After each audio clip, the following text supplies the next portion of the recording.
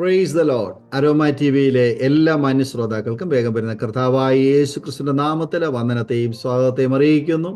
വീണ്ടും ഒരിക്കൽ കൂടി നിങ്ങളോടൊപ്പം അനുഗ്രഹിക്കപ്പെട്ട ഒരു ജീവിത അനുഭവവുമായി കടന്നു വരുന്നതിന് സർവകൃപാലുവായ ദൈവം ഒരുക്കി തന്ന നല്ല നിമിഷങ്ങൾക്കായി കർത്താവിന് സ്തോത്രം ചെയ്യുകയാണ്. ഓരോ ദിവസവും വ്യത്യസ്തമായ ജീവിതാനുഭവവും വിലപ്പെട്ട സാക്ഷ്യവും വചനചിന്തകളുമായി നിങ്ങളോടൊപ്പം ആയിരിക്കാൻ കഴിയുന്നതിന് ഞങ്ങൾ കർത്താവിന് നന്ദി പറയുന്നു. ഇന്നും നമ്മുടെ ക്ഷണം സ്വീകരിച്ച അരോമ ടി വിയിലെ പ്രേക്ഷകരോടൊപ്പം ജീവിതാനുഭവങ്ങൾ പങ്കുവയ്ക്കുന്നതിന് കർത്താവിൻ്റെ ദാസൻ പാസ്റ്റർ ചന്ദ്രപ്രകാശ് നമ്മോടൊപ്പം ജോയിൻ ചെയ്തിട്ടുണ്ട്. കർത്താവിൻ്റെ ദാസൻ പാസ്റ്റർ ചന്ദ്രപ്രകാശിനെ തികഞ്ഞ സ്നേഹത്തോടും ആദരവോടും കൂടി അരോമ ടി വിയിലെ പ്രേക്ഷകരോടൊപ്പം അനുഭവ സാക്ഷ്യം പങ്കുവയ്ക്കുന്നതിന് ഞങ്ങൾ സ്വാഗതം ചെയ്തുകൊള്ളുന്നു. പാസ്റ്റർ, എന്തൊക്കെയുണ്ട് വിശേഷങ്ങൾ? സന്തോഷമായിട്ടിരിക്കുന്നു, എല്ലാം ഭംഗിയായിട്ടിരിക്കുന്നു. അരോമ ടി വിയിലെ പ്രേക്ഷകരോടൊപ്പം കർത്താവിന്റെ ദാസനെ പരിചയപ്പെടുത്തുന്നത് ഞങ്ങൾക്ക് വളരെ സന്തോഷമുണ്ട്. ഒന്ന് പരിചയപ്പെടുത്താമോ? എവിടെ നിന്നാണ് ജോയിൻ ചെയ്തിരിക്കുന്നത്? വീട്ടിൽ ആരൊക്കെയുണ്ട്? എന്ത് ചെയ്യുന്നു? ഞാൻ ജോയിൻ ചെയ്തിരിക്കുന്നത് കൊല്ലം ജില്ലയിൽ പൂയിപ്പള്ളി എന്ന സ്ഥലത്തു നിന്നാണ്. എന്റെ വീട്ടില് ഭാര്യയും 2 മക്കളും ഉണ്ട്. എനിക്ക് ഭാര്യയുടെ പേര് അമ്പിളി എന്നാണ്, മകൻ സ്റ്റീഫൻ, മകള് സ്റ്റെഫി. ഞങ്ങള് പൂയിപ്പള്ളിയില് ക്രിസ്ത്യൻ ഫെലോഷിപ്പ് എന്ന സഭയുടെ ശുശ്രൂഷകരായിട്ട് കർത്താവിന്റെ മഹത്വമുള്ള വേലയിലാണ്. കർത്താവിന്റെ ദാസനെ പരിചയപ്പെടാൻ കഴിഞ്ഞതിൽ ഒത്തിരി സന്തോഷമുണ്ട്. മുന്നോട്ട് പോകുന്നതിന് മുൻപ് കർത്താവിന്റെ ദാസന്റെ ജീവിതത്തിലെ മാതാപിതാക്കന്മാരെ കുറിച്ചും സഹോദരങ്ങളെ കുറിച്ചും വിദ്യാഭ്യാസ കാലയളവിനെ കുറിച്ചുള്ളതായ നല്ല ഓർമ്മകൾ കേൾക്കുവാൻ ആഗ്രഹമുണ്ട്.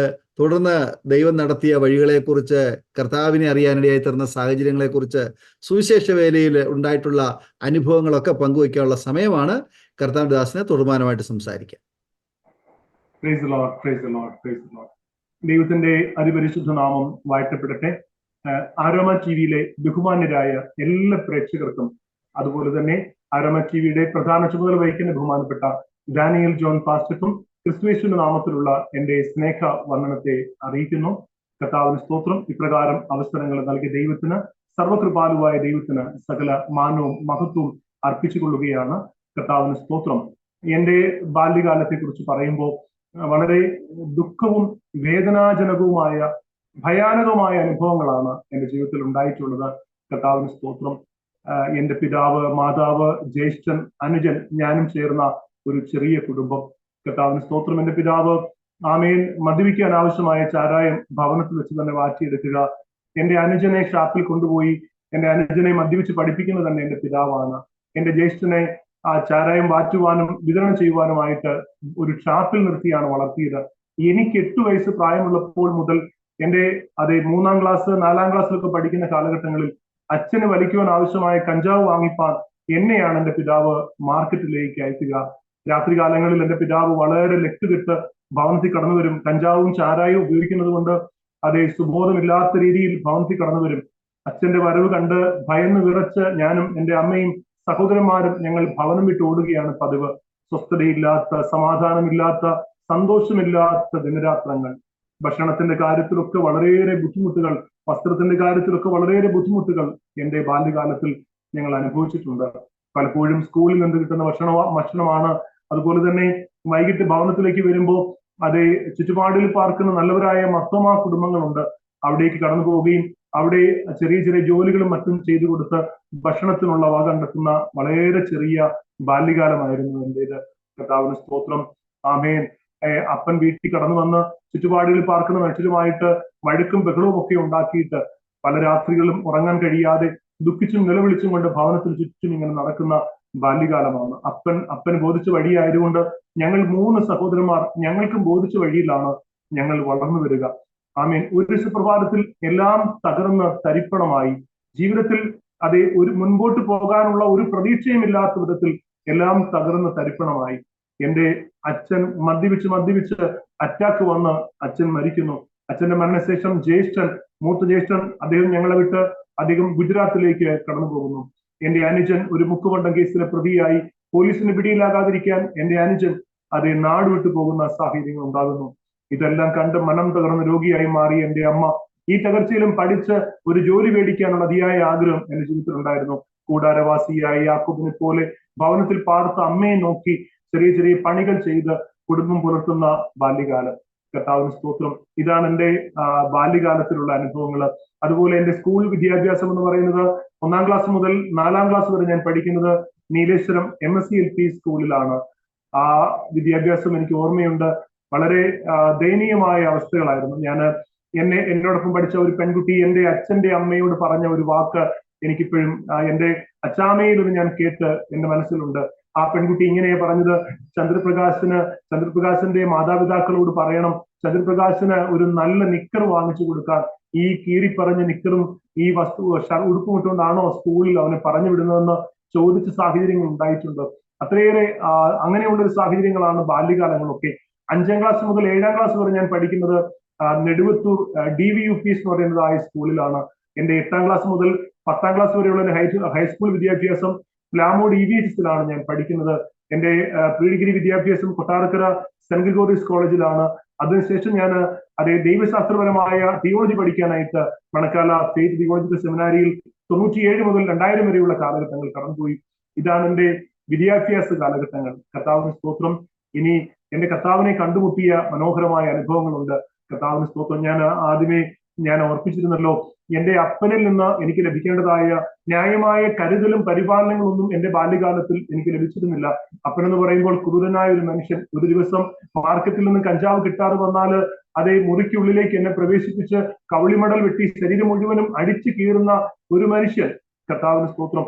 ബാല്യകാലത്തിലൊക്കെ ആഗ്രഹിച്ചിട്ടുണ്ട് വാസ്തവത്തിൽ ഒരു നല്ല പിതാവായിരുന്നു എന്റേതെങ്കിൽ, എന്റെ ഭാവിയെ കരുപിടിപ്പിക്കാൻ എന്റെ കൂടെ നിന്ന് എന്നെ സഹായിക്കുന്ന ഒരു പിതാവായിരുന്നു എനിക്കുള്ളതെങ്കിൽ എന്ന് എന്റെ ബാല്യകാലത്തിൽ ആഗ്രഹിച്ചു പോയിട്ടുണ്ട്. എന്നാൽ എന്റെ 18-ാമത്തെ വയസ്സിൽ എന്റെ യഥാർത്ഥ പിതാവിനെ കണ്ടെത്തുവാൻ ഒരു വലിയ ഭാഗ്യം എന്റെ കർത്താവിന്റെ ജീവിതത്തിൽ ഒരുക്കി. കർത്താവിന് സ്തോത്രം. ഞാൻ ഏറെ പ്രതീക്ഷയോടെയാണ് കൊട്ടാരക്കര സെന്റ് ഗ്രിഗോറിയസ് കോളേജിൽ പ്രീ ഡിഗ്രിക്കായി പഠിക്കാനായിട്ട് കടന്നു പോകുന്നത്. ജീവിതം തകറും തരിപ്പണമായിരുന്നു. എഹെസ്കേൽ പ്രവാചക പുസ്തകത്തിൽ വായിക്കുന്നത് പോലെ ശവക്കുഴിയുടെ അനുഭവമാണ്. അഡ്രസ് പോലും സമൂഹത്തിൽ നിന്ന് മാറിപ്പോകുന്ന വിധത്തിൽ കുടുംബത്തിന്റെ എല്ലാ സാഹചര്യങ്ങളും തകറും തരിപ്പണമായി. ഈ സമയത്താണല്ലോ വാസ്തവത്തിൽ മനുഷ്യൻ ദൈവത്തെക്കുറിച്ച് അന്വേഷിക്കുക. ഞാനും ദൈവത്തെക്കുറിച്ച് അന്വേഷിക്കുവാൻ തുടങ്ങി. ഞങ്ങളുടെ മതവിശ്വാസം അനുസരിച്ച് തീർത്ഥാടനങ്ങളിൽ മുഴുകുകയും വ്രതമെടുത്തുകൊണ്ട് തീർത്ഥാടന കേന്ദ്രങ്ങളിൽ പോവുകയും അതുപോലെ പൂജകൾ, മന്ത്രവാദങ്ങൾ തുടങ്ങി ഞങ്ങളുടെ കുടുംബത്തിന്റെ രക്ഷയ്ക്കും ഉദ്ധാരണത്തിനുമായി എന്തെല്ലാം കാര്യങ്ങൾ ചെയ്യാമോ അതൊക്കെ ഞങ്ങൾ ചെയ്തു. പക്ഷെങ്കിൽ ഞങ്ങളുടെ കുടുംബത്തിന്റെ അവസ്ഥ കൂടുതൽ പരിതാപകരമായിക്കൊണ്ടിരുന്നു. എല്ലാം തകർന്ന് തരിപ്പണമായ സാഹചര്യങ്ങൾ. ദൈവത്തെ അന്വേഷിക്കുകയാണ്. എന്തെങ്കിലും ഒരു കച്ചിത്തുരുമ്പ് അതേ രക്ഷപ്പെടുവാൻ, സമാധാനം പ്രാപിക്കുവാൻ, സന്തോഷം പ്രാപിക്കുവാൻ, ഭൂമിയിൽ ആശ്വാസം അനുഭവിപ്പാൻ എന്തെങ്കിലും ഒരു സാധ്യതയുണ്ടോ എന്ന് അന്വേഷിക്കുന്ന സമയമാണ്. കൊട്ടാരക്കര SG കോളേജിൽ പഠിക്കുന്നു. കോളേജിൽ ഗവൺമെന്റ് അംഗീകൃത കോളേജാണ്. അവിടെ ഇഷ്ടമുള്ളതുപോലെ നടക്കാനുള്ള പൂർണ്ണ സ്വാതന്ത്ര്യം അവിടെയുണ്ട്. ചുറ്റുപാടുകളിൽ സിനിമാ തിയേറ്ററുകൾ, ഇന്ന് ടൂറിസം മേഖലയായിരിക്കുന്ന നമ്മുടെ മീൻപിടുത്തപ്പാറ അന്ന് ഞങ്ങളുടെ സ്ഥലങ്ങളാണ്. ഞങ്ങൾ അവിടെയാണ് പോയി കൂട്ടുകാരുമൊത്ത് സമയങ്ങൾ ചെലവഴിക്കുന്നത്.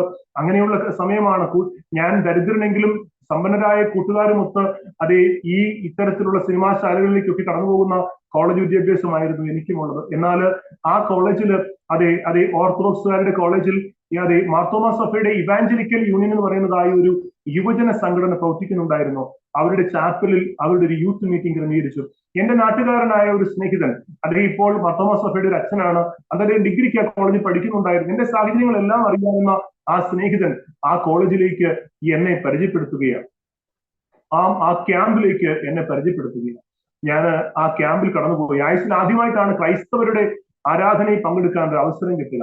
എല്ലാ മതങ്ങളും ദൈവത്തിങ്കിലേക്കുള്ള വഴികാട്ടികളാണെന്ന ചിന്തയാൽ ഞാനും ആ മീറ്റിംഗിൽ പങ്കെടുത്തു. അവിടെ സാധു കൊച്ചുരേശൊക്കെ എഴുതിയ ഹൃദയത്തെ തൊട്ടുനിർത്തുന്ന മനോഹരമായ ആത്മീയ ഗാനങ്ങൾ കേട്ടു. ഒത്തിരി സന്തോഷം തോന്നി. അവിടെ വചനങ്ങൾ പ്രസംഗിക്കുന്നത് കേട്ടു. അവിടെ ഒരു ഗ്രൂപ്പായിട്ട് തിരിച്ച് ദൈവത്തിന്റെ വചനങ്ങൾ ഷെയർ ചെയ്യുന്ന ഒരു ഗ്രൂപ്പിൽ ഞാനും കടന്നു ചെന്നു. അവിടെ വെച്ചാണ് ആയുസ്സിൽ ആദ്യമായിട്ട് ദൈവത്തിന്റെ വചനങ്ങൾ കേൾക്കാനുള്ള ഒരു അവസരം എന്റെ കർത്താവ് എനിക്ക് തരുന്നത്. മക്കളെ, നിങ്ങളുടെ അമ്മയപ്പന്മാരെ കർത്താവിന് അനുസരിപ്പിൻ, അത് ന്യായമല്ലോ. നിനക്ക് നന്മയുണ്ടാകാനും നീ പാർക്കുന്ന ഭൂമിയിൽ ജീവനോടെ ദീർഘായുസോടെ ഇരിപ്പാനും നിന്റെ മാതാപിതാക്കളെ ബഹുമാനിക്കുക എന്ന കൽപ്പന ഞാൻ കേൾക്കുകയാണ്. എന്റെ അമ്മയെ തല്ലുന്ന, അപ്പനെയും അമ്മയും ചീത്ത വിളിക്കുന്ന, അല്ലെങ്കിൽ സഹോദരന്മാരുമായി വഴക്കുണ്ടാകുന്ന, ചീത്തതരങ്ങൾ കാണിക്കുന്ന, ചീത്ത സ്വഭാവങ്ങൾ കാണിക്കുന്ന എനിക്ക് ഇതൊരു പുതിയ അനുഭവമായിരുന്നു. ആയുസ്സിൽ ആദ്യമായിട്ട് ദൈവത്തിന്റെ വചനങ്ങൾ കേൾക്കുകയാണ്. നിന്നേക്കാൾ പ്രായമുള്ള സ്ത്രീയെ കാണുമ്പോൾ പൂർണ്ണ നിർമ്മലതയോടെ നിന്റെ അമ്മയെ പോലെ പരിഗണിച്ച് പെരുമാറണം. നിന്നേക്കാൾ പ്രായം കുറഞ്ഞ സ്ത്രീകളെ കാണുമ്പോൾ പൂർണ്ണ നിർമ്മലതയോടെ നിന്റെ സഹോദരിയെ പോലെ പരിഗണിച്ച് പെരുമാറണം എന്നുള്ള വചനങ്ങൾ, നിന്റെ ഒരു ചികിടത്തടിക്കുന്നവന് മറു ചികിട് കാണിച്ചു കൊടുക്കുക, ശത്രുവിനെ സ്നേഹിക്കുക തുടങ്ങിയതായിട്ടുള്ള വചനങ്ങൾ കേൾക്കുകയാണ്. ആമേൻ. ഞാൻ അത്ഭുതപ്പെട്ടു. ഇതൊക്കെ ഈ നാളുകളിലാണോ ഇങ്ങനെയുള്ള കാര്യങ്ങൾ ലോകത്ത് പ്രചരിപ്പിക്കപ്പെട്ടത്? ഇപ്പോഴാണോ ഉണ്ടായത്? എന്തുകൊണ്ടാണ് ഇത് മറ്റുള്ളവരാരും ഇത് മുൻപേ ഇങ്ങനെ ഒരു വഴി പറഞ്ഞില്ല? ശത്രുവിന് പോലും ദ്രോഹമില്ലാത്ത ഒരു ജീവിതം നയിക്കാൻ കഴിയുന്ന ഒരു മാർഗമുണ്ടെന്ന് എന്തുകൊണ്ട് മറ്റാരും മുൻപേ പറഞ്ഞില്ല? ഇങ്ങനെയുള്ള ചിന്തകളൊക്കെ ഉണ്ടായി. ആ ക്യാമ്പ് ലീഡ് ചെയ്യുന്ന ബേബി ജേക്കബ് എന്ന് പറയുന്നതായ അദ്ദേഹത്തോട് ഞാൻ എന്റെ ആഗ്രഹങ്ങൾ പറഞ്ഞു. ഞാൻ പറഞ്ഞു, എനിക്ക് യേശു ക്രിസ്തുവിനെ കുറിച്ച് അറിയുവാൻ, ബൈബിൾ എന്താണെന്ന് അറിയുവാൻ ആഗ്രഹമുണ്ട്. അങ്ങനെ 1994 ആമേൻ തന്റെ ഭവനത്തിൽ വെച്ച് നടത്തിയതായ ന്യൂ ഇയറിനോട് ചേർന്ന് വെച്ച് നടത്തിയതായ 3 ദിവസത്തെ ഉപവാസ പ്രാർത്ഥനയിലേക്ക് താൻ എന്നെ ക്ഷണിക്കുകയുണ്ടായി. ഏറെ സന്തോഷത്തോടുകൂടെ ആ പ്രാർത്ഥനാ യോഗത്തിലേക്ക് ഞാൻ പങ്കെടുത്തു. അവിടെ വെച്ചാണ് ഞാൻ യേശു ക്രിസ്തുവിന്റെ വഴികളെ ഗ്രഹിപ്പാനും എന്റെ പാപമംഗലമായ ജീവിതത്തെ കർത്താവിന് സമർപ്പിക്കുവാനും ഇടയായത്. ഞാൻ ആ മീറ്റിംഗിലേക്ക് കടന്നുപോയി. ഒരു ഉത്സവത്തിന്റെ, ആത്മീയ ഉത്സവത്തിന്റെ പ്രതീതിയായിരുന്നു അവിടെ. ധാരാളം ജനതകൾ അവിടെ കടന്നു വന്ന് പ്രാർത്ഥനയിൽ പങ്കെടുക്കുന്നു. ഞാനും അതിൽ പ്രവേശിച്ചു. ആദ്യമായിട്ട് ഇങ്ങനെയുള്ള പ്രാർത്ഥനാ യോഗങ്ങളിൽ പങ്കെടുക്കുന്നത് കൊണ്ട് കണ്ണു തുറന്ന് എല്ലാം ഇങ്ങനെ സവിസ്തരം നിരീക്ഷിച്ചുകൊണ്ടിരിക്കുകയാണ്. അവിടുത്തെ പ്രാർത്ഥനകള്, ആരാധനകള്, പ്രസംഗങ്ങള്, വചനങ്ങള്, സാക്ഷ്യങ്ങള്, അത്ഭുതങ്ങൾ, ഇതെല്ലാം ഇങ്ങനെ സവിസ്തരം വീക്ഷിച്ചുകൊണ്ടിരിക്കുകയാണ്. കർത്താവിന് സ്തോത്രം. അതിങ്ങനെ കേട്ടു. അവിടെ പ്രസംഗിച്ച വചനങ്ങൾ വഴി പല കാര്യങ്ങളും എനിക്ക് തിരിച്ചറിയുവാനായിട്ട് കഴിഞ്ഞു. ആദ്യമായിട്ട് എനിക്ക് മനസ്സിലായത്, വാസ്തവമായിട്ട് ഈ പ്രപഞ്ചത്തിൽ ജീവനുള്ളൊരു ദൈവം ഉണ്ടെന്നാണ് എനിക്ക് മനസ്സിലായത്. കർത്താവിന് സ്തോത്രം. ആമേൻ. രണ്ടാമത് ഞാൻ തിരിച്ചറിഞ്ഞത്, കർത്താവിന് സ്തോത്രം, ഞാൻ എന്റെ 3ാം ക്ലാസ്സിൽ പഠിക്കും. എനിക്ക് 8 വയസ്സ് പ്രായമുള്ളപ്പോഴാണ് ഞാൻ തീർത്ഥാടനം ആരംഭിക്കുന്നത്. ഞാൻ ആദ്യമായിട്ട് ഞങ്ങളെ വ്രതം എടുത്തുകൊണ്ട് കാവടിയുമായി ഞങ്ങൾ ഭവനങ്ങൾ വിസിറ്റ് ചെയ്ത് ചെറിയ ചെറിയ തുട്ടുകൾ ശേഖരിച്ചുകൊണ്ട് പളനി, മധുരൈ, മീനാക്ഷി ക്ഷേത്രം തുടങ്ങിയ സ്ഥലങ്ങളിലൊക്കെ തീർത്ഥാടനങ്ങൾക്കായിട്ട് കടന്നു പോവുകയാണ്. കർത്താവിന് സ്തോത്രം. എന്റെ ധാരണ എന്ന് പറഞ്ഞു കഴിഞ്ഞാൽ, ആമേൻ, അതെ, കർത്താവിന് സ്തോത്രം, എന്റെ ജീവിതം എന്റെ വ്യക്തിപരമാണ്. എന്റെ വ്യക്തിപരമായ ജീവിതത്തെ ഞാൻ എനിക്ക് ഇഷ്ടമുള്ളതുപോലെ ജീവിക്കും. ആഴ്ചയിൽ ഒരിക്കലോ മാസത്തിലൊരിക്കലോ ഏതെങ്കിലും തീർത്ഥാടന കേന്ദ്രങ്ങളോ പുണ്യസ്ഥലങ്ങളിലോ ഒക്കെ പോയി വെടിയോ വഴിപാടോ മെഴുകുതിരിയോ മറ്റും കൊടുത്ത് ദൈവത്തോടുള്ള കടപ്പാട് തീർക്കും. ഞാൻ എന്റെ ഇഷ്ടമനുസരിച്ച് എനിക്ക് ബോധിച്ചതുപോലെ ഞാൻ ജീവിക്കും. ഇതാണ് എന്റെ മതഭക്തി. എന്റെ 18 വയസ്സ് വരെയുള്ള എന്റെ മതഭക്തി എന്ന് പറയുന്നത്. എന്നാൽ ഞാൻ ആ പ്രാർത്ഥനാ ഗ്രൂപ്പിൽ വെച്ച് എനിക്ക് മനസ്സിലാക്കാനായിട്ട് കഴിഞ്ഞത്, ദൈവത്തിന് ആവശ്യം ഞാൻ കൊടുക്കുന്ന ഒന്നിലും ദൈവം പ്രസാദിക്കുന്നില്ല, മറിച്ച് എന്നെ ദൈവം ആഗ്രഹിക്കുന്നു എന്ന തിരിച്ചറിവ് എന്റെ ജീവിതത്തിൽ ഉണ്ടാവുകയാണ്. കർത്താവിന് സ്തോത്രം. ആമേൻ. അതുപോലെ തന്നെ ദൈവം ഇരിക്കുവാൻ ആഗ്രഹിക്കുന്നത്, ദൈവം വസിക്കുവാൻ ആഗ്രഹിക്കുന്നത് എന്റെ ഹൃദയത്തിലാണെന്ന് ഞാൻ ആ മീറ്റിംഗ് വെച്ച് കേട്ടു. കർത്താവിന് സ്തോത്രം. ദൈവത്തിന്റെ ആലയം എന്ന് പറയുന്നത് മനുഷ്യന്റെ ശരീരമാണെന്നും മനുഷ്യന്റെ ഹൃദയത്തിൽ ദൈവം വസിക്കാൻ ആഗ്രഹിക്കുന്നെന്നും ഞാൻ ആ മീറ്റിംഗിൽ വെച്ച് കേൾക്കുകയാണ്. കൂടാതെ കർത്താവിന് സ്തോത്രം, ആമേൻ, അവിടെ നടക്കുന്ന അത്ഭുതങ്ങളും അടയാളങ്ങളും ഞാൻ എന്റെ കണ്ണുകൊണ്ട് കാണുകയാണ്. ഒരു കരിങ്കുഷ്ഠം എന്ന പേരിൽ അറിയപ്പെടുന്ന ഒരു രോഗം അവിടെ മാറുന്നത്, ആ സൗഖ്യമാകുന്നത് ഞാൻ എന്റെ നേർസാക്ഷിയാണ്. ഞാൻ എന്റെ കണ്ണുകൊണ്ട് കാണുകയാണ്. മാത്രവുമല്ല, ആമേൻ, യേശു ക്രിസ്തുവിന്റെ വചനം കേട്ട് രൂപാന്തരം സംഭവിക്കുന്നു. കൊടും ഭീകരരായ മനുഷ്യർക്ക്, ആർക്കും രൂപാന്തരപ്പെടുത്തുവാൻ കഴിയാത്ത മനുഷ്യർക്ക് യേശു ക്രിസ്തുവിന്റെ വചനം മുഖാന്തരമായി മാനസാന്തരങ്ങൾ സംഭവിക്കുന്നത്, രൂപാന്തരം സംഭവിക്കുന്നത് ഞാൻ അവിടെ വെച്ച് കാണാനിടയായി. കർത്താവിന് സ്തോത്രം. വാസ്തവമായി അവരുടെ ഇടയിൽ ദൈവമുണ്ടെന്ന് എനിക്ക് മനസ്സിലാവുകയാണ്. എന്റെ ഹൃദയ നിരൂപണങ്ങൾ വരെ വെളിപ്പെട്ടു വരുന്നു. ഞാൻ ചെയ്ത പാപങ്ങൾ വരെ പരിശുദ്ധാത്മാവിൽ പ്രവചിച്ചു പറയുന്നു. കർത്താവിന് സ്തോത്രം. ആമേൻ. 3 ദിവസത്തെ ആമേൻ ഉപവാസ പ്രാർത്ഥന കഴിഞ്ഞു. ഏറ്റവും ഒടുവിൽ ന്യൂ ഇയറിനോട് ചേർന്ന് സാക്ഷ്യം നടക്കുമ്പോൾ രാത്രി 11:30 അടുക്കുന്ന സമയത്ത് അടുത്തിരുന്ന ഒരു സ്നേഹിതന്റെ ബൈബിൾ എടുത്തുകൊണ്ട് ഞാൻ ആ പ്രാർത്ഥനാ ഗ്രൂപ്പിൽ സകല ജനങ്ങളുടെയും നടുവിൽ എഴുന്നേറ്റ് നിന്നു. യേശു ക്രിസ്തുവാണ് ഇനി എന്റെ കർത്താവെന്ന് ഞാൻ എന്റെ വായി കൊണ്ട് ഏറ്റുപറഞ്ഞു. അതുവരെ എന്നിൽ അധികാരം നടത്തിയിരുന്ന ദുരാത്മാവിന്റെ മണ്ഡലങ്ങൾ എന്നെ വിട്ടുപോയി. പാപം ചെയ്ത് കഠിനപ്പെട്ടുപോയി എന്റെ മനസ്സാക്ഷി ശുദ്ധമായി തീർന്നു. ആമേൻ. എന്റെ ഹൃദയം ഒരു പിഞ്ചു കുഞ്ഞിനെ പോലെയാകുന്ന അനുഭവം എന്റെ ജീവിതത്തിൽ ഉണ്ടായി. ആമേൻ. കർത്താവിന് സ്തോത്രം. ആ സഭ മുഴുവനും എനിക്കായി പ്രാർത്ഥിപ്പാനിടയായി. കർത്താവിന് സ്തോത്രം. വളരെ സന്തോഷമുള്ളവനായി, സമാധാനമുള്ളവനായി ആ സഭയിൽ നിന്ന് ഒരു ബൈബിൾ എനിക്ക് അത് ഗിഫ്റ്റായിട്ട് നൽകുന്നു. ഞാൻ അത് വാങ്ങി എന്റെ നാട്ടിലേക്ക് വരികയാണ്. ദേശം മുഴുവനും ഇളകുന്നു. ചന്ദ്രപ്രകാശ് ലക്ഷങ്ങൾ വാങ്ങി മതം മാറിയിരിക്കുന്നു എന്ന് സമൂഹത്തിലെല്ലാം പ്രചരിപ്പിക്കപ്പെട്ടു. ആമേൻ. കർത്താവിന് സ്തോത്രം. സമൂഹമെല്ലാം എനിക്കെതിരായി മാറുന്നു. ആമേൻ. അതെ, പ്രിയമുള്ളവരെ, കർത്താവിന് സ്തോത്രം. എന്റെ അപ്പൻ, എന്റെ സഹോദരൻ, ഇവരൊക്കെ മദ്യപിച്ച് ലക്കുകെട്ട് പലപ്പോഴും ഭവനത്തിൽ വരാറില്ല. അതേ ആടിക്കുഴിഞ്ഞു വരുന്ന വഴിക്ക് കടത്തിണ്ണകളിലോ അതേ കടച്ചാലുകളിലോ ഒക്കെ വീണു പോകുകയാണ് പതിവ്. പക്ഷേ മറ്റാർക്കും അതിൽ, ഒരു സമൂഹത്തിനും ഒരു മനുഷ്യർക്കും ഒരു പാർട്ടിക്കാർക്കും അതിലൊരു പരാതിയുമില്ല. മറിച്ച് അവൻ ഈ കറുത്ത വേദപുസ്തകം എടുത്തുകൊണ്ട് പ്രാർത്ഥനയ്ക്കായി കടന്നു പോകുന്നു എന്ന ഒറ്റ കാരണത്താൽ പാപ സ്വഭാവങ്ങളും മദ്യപാനവും മയക്കുമരുന്ന് ഉപയോഗങ്ങളും പാപ സ്വഭാവങ്ങളും എല്ലാം ദൂരേക്ക് വലിച്ചെറിഞ്ഞ് വേദപുസ്തകവും ഹൃദയത്തോട് ചേർത്ത് പിടിച്ച് പ്രാർത്ഥനയ്ക്ക് പോകുന്നു എന്ന ഒറ്റ കാരണത്താൽ സമൂഹമെല്ലാം എതിരായി മാറുകയാണ്. കർത്താവിന് സ്തോത്രം. ഇരുളിനോട് പോരാടുവാൻ ഉറച്ച്, എന്ത് വില കൊടുത്തും കർത്താവിന്റെ മാർഗത്തിൽ നിൽക്കുവാൻ ഉറച്ച് ദൈവത്തിന്റെ സന്നിധി നിൽക്കുവാൻ തീരുമാനമെടുക്കുകയാണ്. ആമേൻ. എന്റെ അമ്മയും എന്റെ കൂടെ പ്രാർത്ഥനയ്ക്കായിട്ട് കടന്നു വന്നു. അനുജൻ അതേ മുക്കുമണ്ടൻ കേസിലെ പ്രതിയായി ആമേൻ ഗുജറാത്തില് അഹമ്മദാബാദ് എന്ന് പറയുന്ന തെരുവിൽ മദ്യക്കച്ചവടവും മയക്കുമരുന്ന് കള്ളക്കടത്തുമായിട്ട് അനുജൻ പോയിരിക്കുന്നു, ജ്യേഷ്ഠൻ പോയിരിക്കുന്നു. ഇവരുടെ മാനസാന്തരത്തിനായി കർത്താവിന്റെ സന്നിധിയിൽ കണ്ണുനീരോട് പ്രാർത്ഥിക്കുകയാണ്. ഒരു സമൂഹം, ഒരു സഭ മുഴുവൻ കണ്ണുനീരോട് ദൈവത്തിന്റെ സന്നിധി പ്രാർത്ഥിക്കുകയാണ്. എന്റെ കർത്താവ് എന്റെ ജീവിതത്തിൽ ചെയ്ത അടുത്ത ഏറ്റവും വലിയ അത്ഭുതമാണ്, എന്റെ അനുജനെ എന്റെ കർത്താവ് എന്റെ കയ്യിൽ കൊണ്ടു തന്നു. ആമേൻ. കർത്താവിന് സ്തോത്രം. ചെറിയ പ്രായത്തിലെ ക്രിമിനൽ സ്വഭാവമുള്ളവനായി, ചെറിയ പ്രായത്തിലെ വഴിതെറ്റിപ്പോയ എന്റെ അനുജൻ, കർത്താവിന് സ്തോത്രം. ആമേൻ. ഗുജറാത്തിൽ മദ്യക്കച്ചവടവും മയക്കുമരുന്ന് കള്ളക്കടത്തുമായി നിൽക്കുമ്പോൾ 2001 എന്റെ വിവാഹം നടക്കുകയാണ്. 2001 വിവാഹം നടക്കുമ്പോൾ എന്റെ അനുജൻ സ്റ്റേ ചെയ്യുന്ന ഒരു ഹോട്ടലിലേക്ക് ഞാൻ ഫോൺ ചെയ്തു. ഞാൻ പറഞ്ഞതുപോലെ ചന്ദ്രപ്രസാദിന്റെ ജ്യേഷ്ഠനാണ് ഞാൻ. അത് എന്റെ വിവാഹമാണ്. 2001 മെയ് മാസം 17-ാം തീയതി വിവാഹമാണ്. എന്റെ അനുജൻ ഈ ഹോട്ടലിൽ വരുമ്പോൾ ചന്ദ്രപ്രസാദിനോട് ഈ വാർത്ത പറയണമെന്ന് പറഞ്ഞു. അവരെന്റെ അനുജനോട് ആ കാര്യം പറയുവാനിടയായി. ആമേൻ. എന്റെ വിവാഹത്തിന്റെ തലേ ദിവസം എന്റെ അനുജൻ ഞങ്ങളുടെ ഭവനത്തിലേക്ക് എത്തി. എന്റെ സ്നേഹിതരായ ആൾക്കാർ ഭവനത്തിൽ വന്ന് അവിടെ പാർട്ടി നടന്നുകൊണ്ടിരിക്കുമ്പോൾ കർത്താവിന് സ്തോത്രം, എന്റെ അനുജൻ അവന്റെ കൈയൊക്കെ ഒടിഞ്ഞു കെട്ടിത്തൂക്കി, ശരീരം മുഴുവൻ, ഷർട്ട് മുഴുവൻ രക്തത്തിന്റെ കറയുമായിട്ട് എന്റെ അനുജൻ കടന്നു വരുന്നു. എന്റെ അനുജൻ പറഞ്ഞു, ഇതുപോലെ എനിക്ക് ഗുജറാത്തിൽ നിന്ന് കേരളത്തിലേക്ക് വരുന്ന വഴിക്ക് എനിക്ക് റിസർവേഷൻ കിട്ടിയില്ല, ലോക്കൽ കമ്പാർട്ട്മെന്റിലാണ് ഞാൻ വന്നത്. എപ്പോഴും എന്റെ കയ്യിൽ മദ്യം ഉണ്ടാകും. അതേ ഒരു ക്യാനകത്ത് ഞാൻ മദ്യം വാങ്ങിക്കൊണ്ട് അതേ ട്രെയിനകത്ത് കയറി. അവിടെ എനിക്ക് സീറ്റ് കിട്ടിയില്ല. അത് ബെർത്തിൽ വരെയും ആൾക്കാർ ഇരിക്കുകയാണ്. മദ്യപിച്ച് ലക്ക് കെട്ടപ്പോൾ എനിക്ക് തോന്നലുണ്ടായി, തറയിൽ പ്ലാറ്റ്ഫോമിൽ പോലും ആൾക്കാർ ഇരിക്കുന്നു. പ്ലാറ്റ്ഫോമിൽ ഇരിക്കുന്ന ആൾക്കാരെ ഒക്കെ ബെർത്തിലേക്ക് കയറ്റിയിരുത്തി, ബെർത്തിലിരിക്കുന്ന ആൾക്കാരെ പ്ലാറ്റ്ഫോമിലേക്ക് ഇരുത്താൻ ഞാൻ തീരുമാനിച്ചു. അങ്ങനെ ലക്ക് കെട്ടിരിക്കുന്നത് ഞാൻ അതുപോലെ ചെയ്തു. എന്നോട് കലി പൂണ്ട യാത്രക്കാർ, രാത്രി 3 മണിക്ക് ഞാൻ അതേ ട്രെയിനിന്റെ വാതിൽ ഡോറിൽ നിന്നുകൊണ്ട് ആ കാഴ്ചകൾ കണ്ടുകൊണ്ടിരിക്കുമ്പോൾ എന്നോട് കലി തോന്നിയ യാത്രക്കാർ എന്നെ ഓടുന്ന ട്രെയിനിൽ നിന്ന് ചവിട്ടി വെളിയിലേക്ക് എറിഞ്ഞു. ഒരു കാട്ടിൽ പോയി എല്ലാം നഷ്ടപ്പെട്ട് ശരീരം മുഴുവൻ കീറി മുറിഞ്ഞ് കാട്ടിൽ കിടക്കുകയാണ്. ബോധം തെളിഞ്ഞപ്പോൾ എഴുന്നേറ്റ് റെയിൽവേയിൽ പരാതി കൊടുത്തെങ്കിലും ആരും ചോദിക്കാനുണ്ടായിരുന്നില്ല. ഞാൻ എങ്ങനെയോ നാട്ടിലെത്തി. അങ്ങനെ വരുന്ന വഴിയാണെന്ന് പറഞ്ഞു. കർത്താവിന് സ്തോത്രം. അമേൻ. അനുജൻ നാട്ടിലേക്ക് വരുന്നു. എന്റെ വിവാഹം കഴിഞ്ഞ് ഞങ്ങൾ കുടുംബമായിട്ട് ഞങ്ങളുടെ വേല സ്ഥലത്തേക്ക് ഞങ്ങൾ കടന്നുപോയി. ഒരിക്കൽ അമ്മയെ കാണാനായിട്ട് ഞാൻ ഞങ്ങളുടെ വീട്ടിലേക്ക് വരുമ്പോൾ ഞങ്ങളുടെ കാഴ്ച മദ്യപിച്ച് ലക്ക് കെട്ട അനുജൻ അതേ അച്ഛന്റെ അനുജനെ അടിക്കാനായിട്ട് ആ വീട്ടിൽ നിൽക്കുകയാണ്. കർത്താവിന് സ്തോത്രം. ഞാൻ ചെന്ന് അവന്റെ ഉള്ളിൽ അല്പമെങ്കിലും ഭയവും സ്നേഹവും ഉള്ളത്, അല്പം ഒരു തരയെങ്കിലും ഒരു ബഹുമാനമുള്ളത് മനുഷ്യനായിട്ട് എന്നോട് മാത്രമേ ഉള്ളൂ. ഞാൻ ചെന്ന് കയ്യോടെ എന്റെ അനുജനെ പിടിക്കുകയാണ്. പിടിച്ചിട്ട് പറഞ്ഞു, നീ എന്റെ കൂടെ ഞങ്ങളുടെ സഭയിലേക്ക് വരണമെന്ന് പറഞ്ഞു. ഞാൻ അവനെ എന്റെ കൂടെ സഭയിലേക്ക് കൊണ്ടുപോവുകയാണ്. കർത്താവിന് സ്തോത്രം. അവൻ സഭയിൽ താമസിക്കും. അവൻ ചെറുതിലെ ഞാൻ നേരത്തെ ഓർപ്പിച്ചതുപോലെ ഒരു ക്രിമിനൽ മൈൻഡ് ആയതുകൊണ്ട് ദൈവത്തിലോ പിശാചിലോ ഒന്നും ഒരു വിശ്വാസമുള്ള മനുഷ്യനല്ല. കർത്താവിന് സ്തോത്രം. അവൻ അവന്റേതായ വഴി, എനിക്ക് എന്റേതായ വഴി. അതെ, അവിടെ ഞായറാഴ്ച ആരാധന നടക്കും. ഹാളിൽ ആരാധന നടക്കുമ്പോൾ ഒരിക്കൽ പോലും ആരാധനാലയത്തിൽ അനുജൻ വന്നിരിക്കാറില്ല.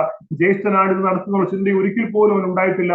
അവന്റെ ബെഡ്റൂമിൽ അവൻ ഒന്നുകിൽ തമ്പാക്ക് ഉപയോഗിച്ചോ അല്ലെങ്കിൽ സിഗരറ്റ് വലിച്ചുകൊണ്ട് അവന്റെ ബെഡ്റൂമിൽ ഇരിക്കും. ഒരിക്കൽ ഒരു ഞായറാഴ്ച ആരാധനയിൽ ദൈവം എന്റെ അനുജനെ സന്ദർശിക്കുവാനിടയായി.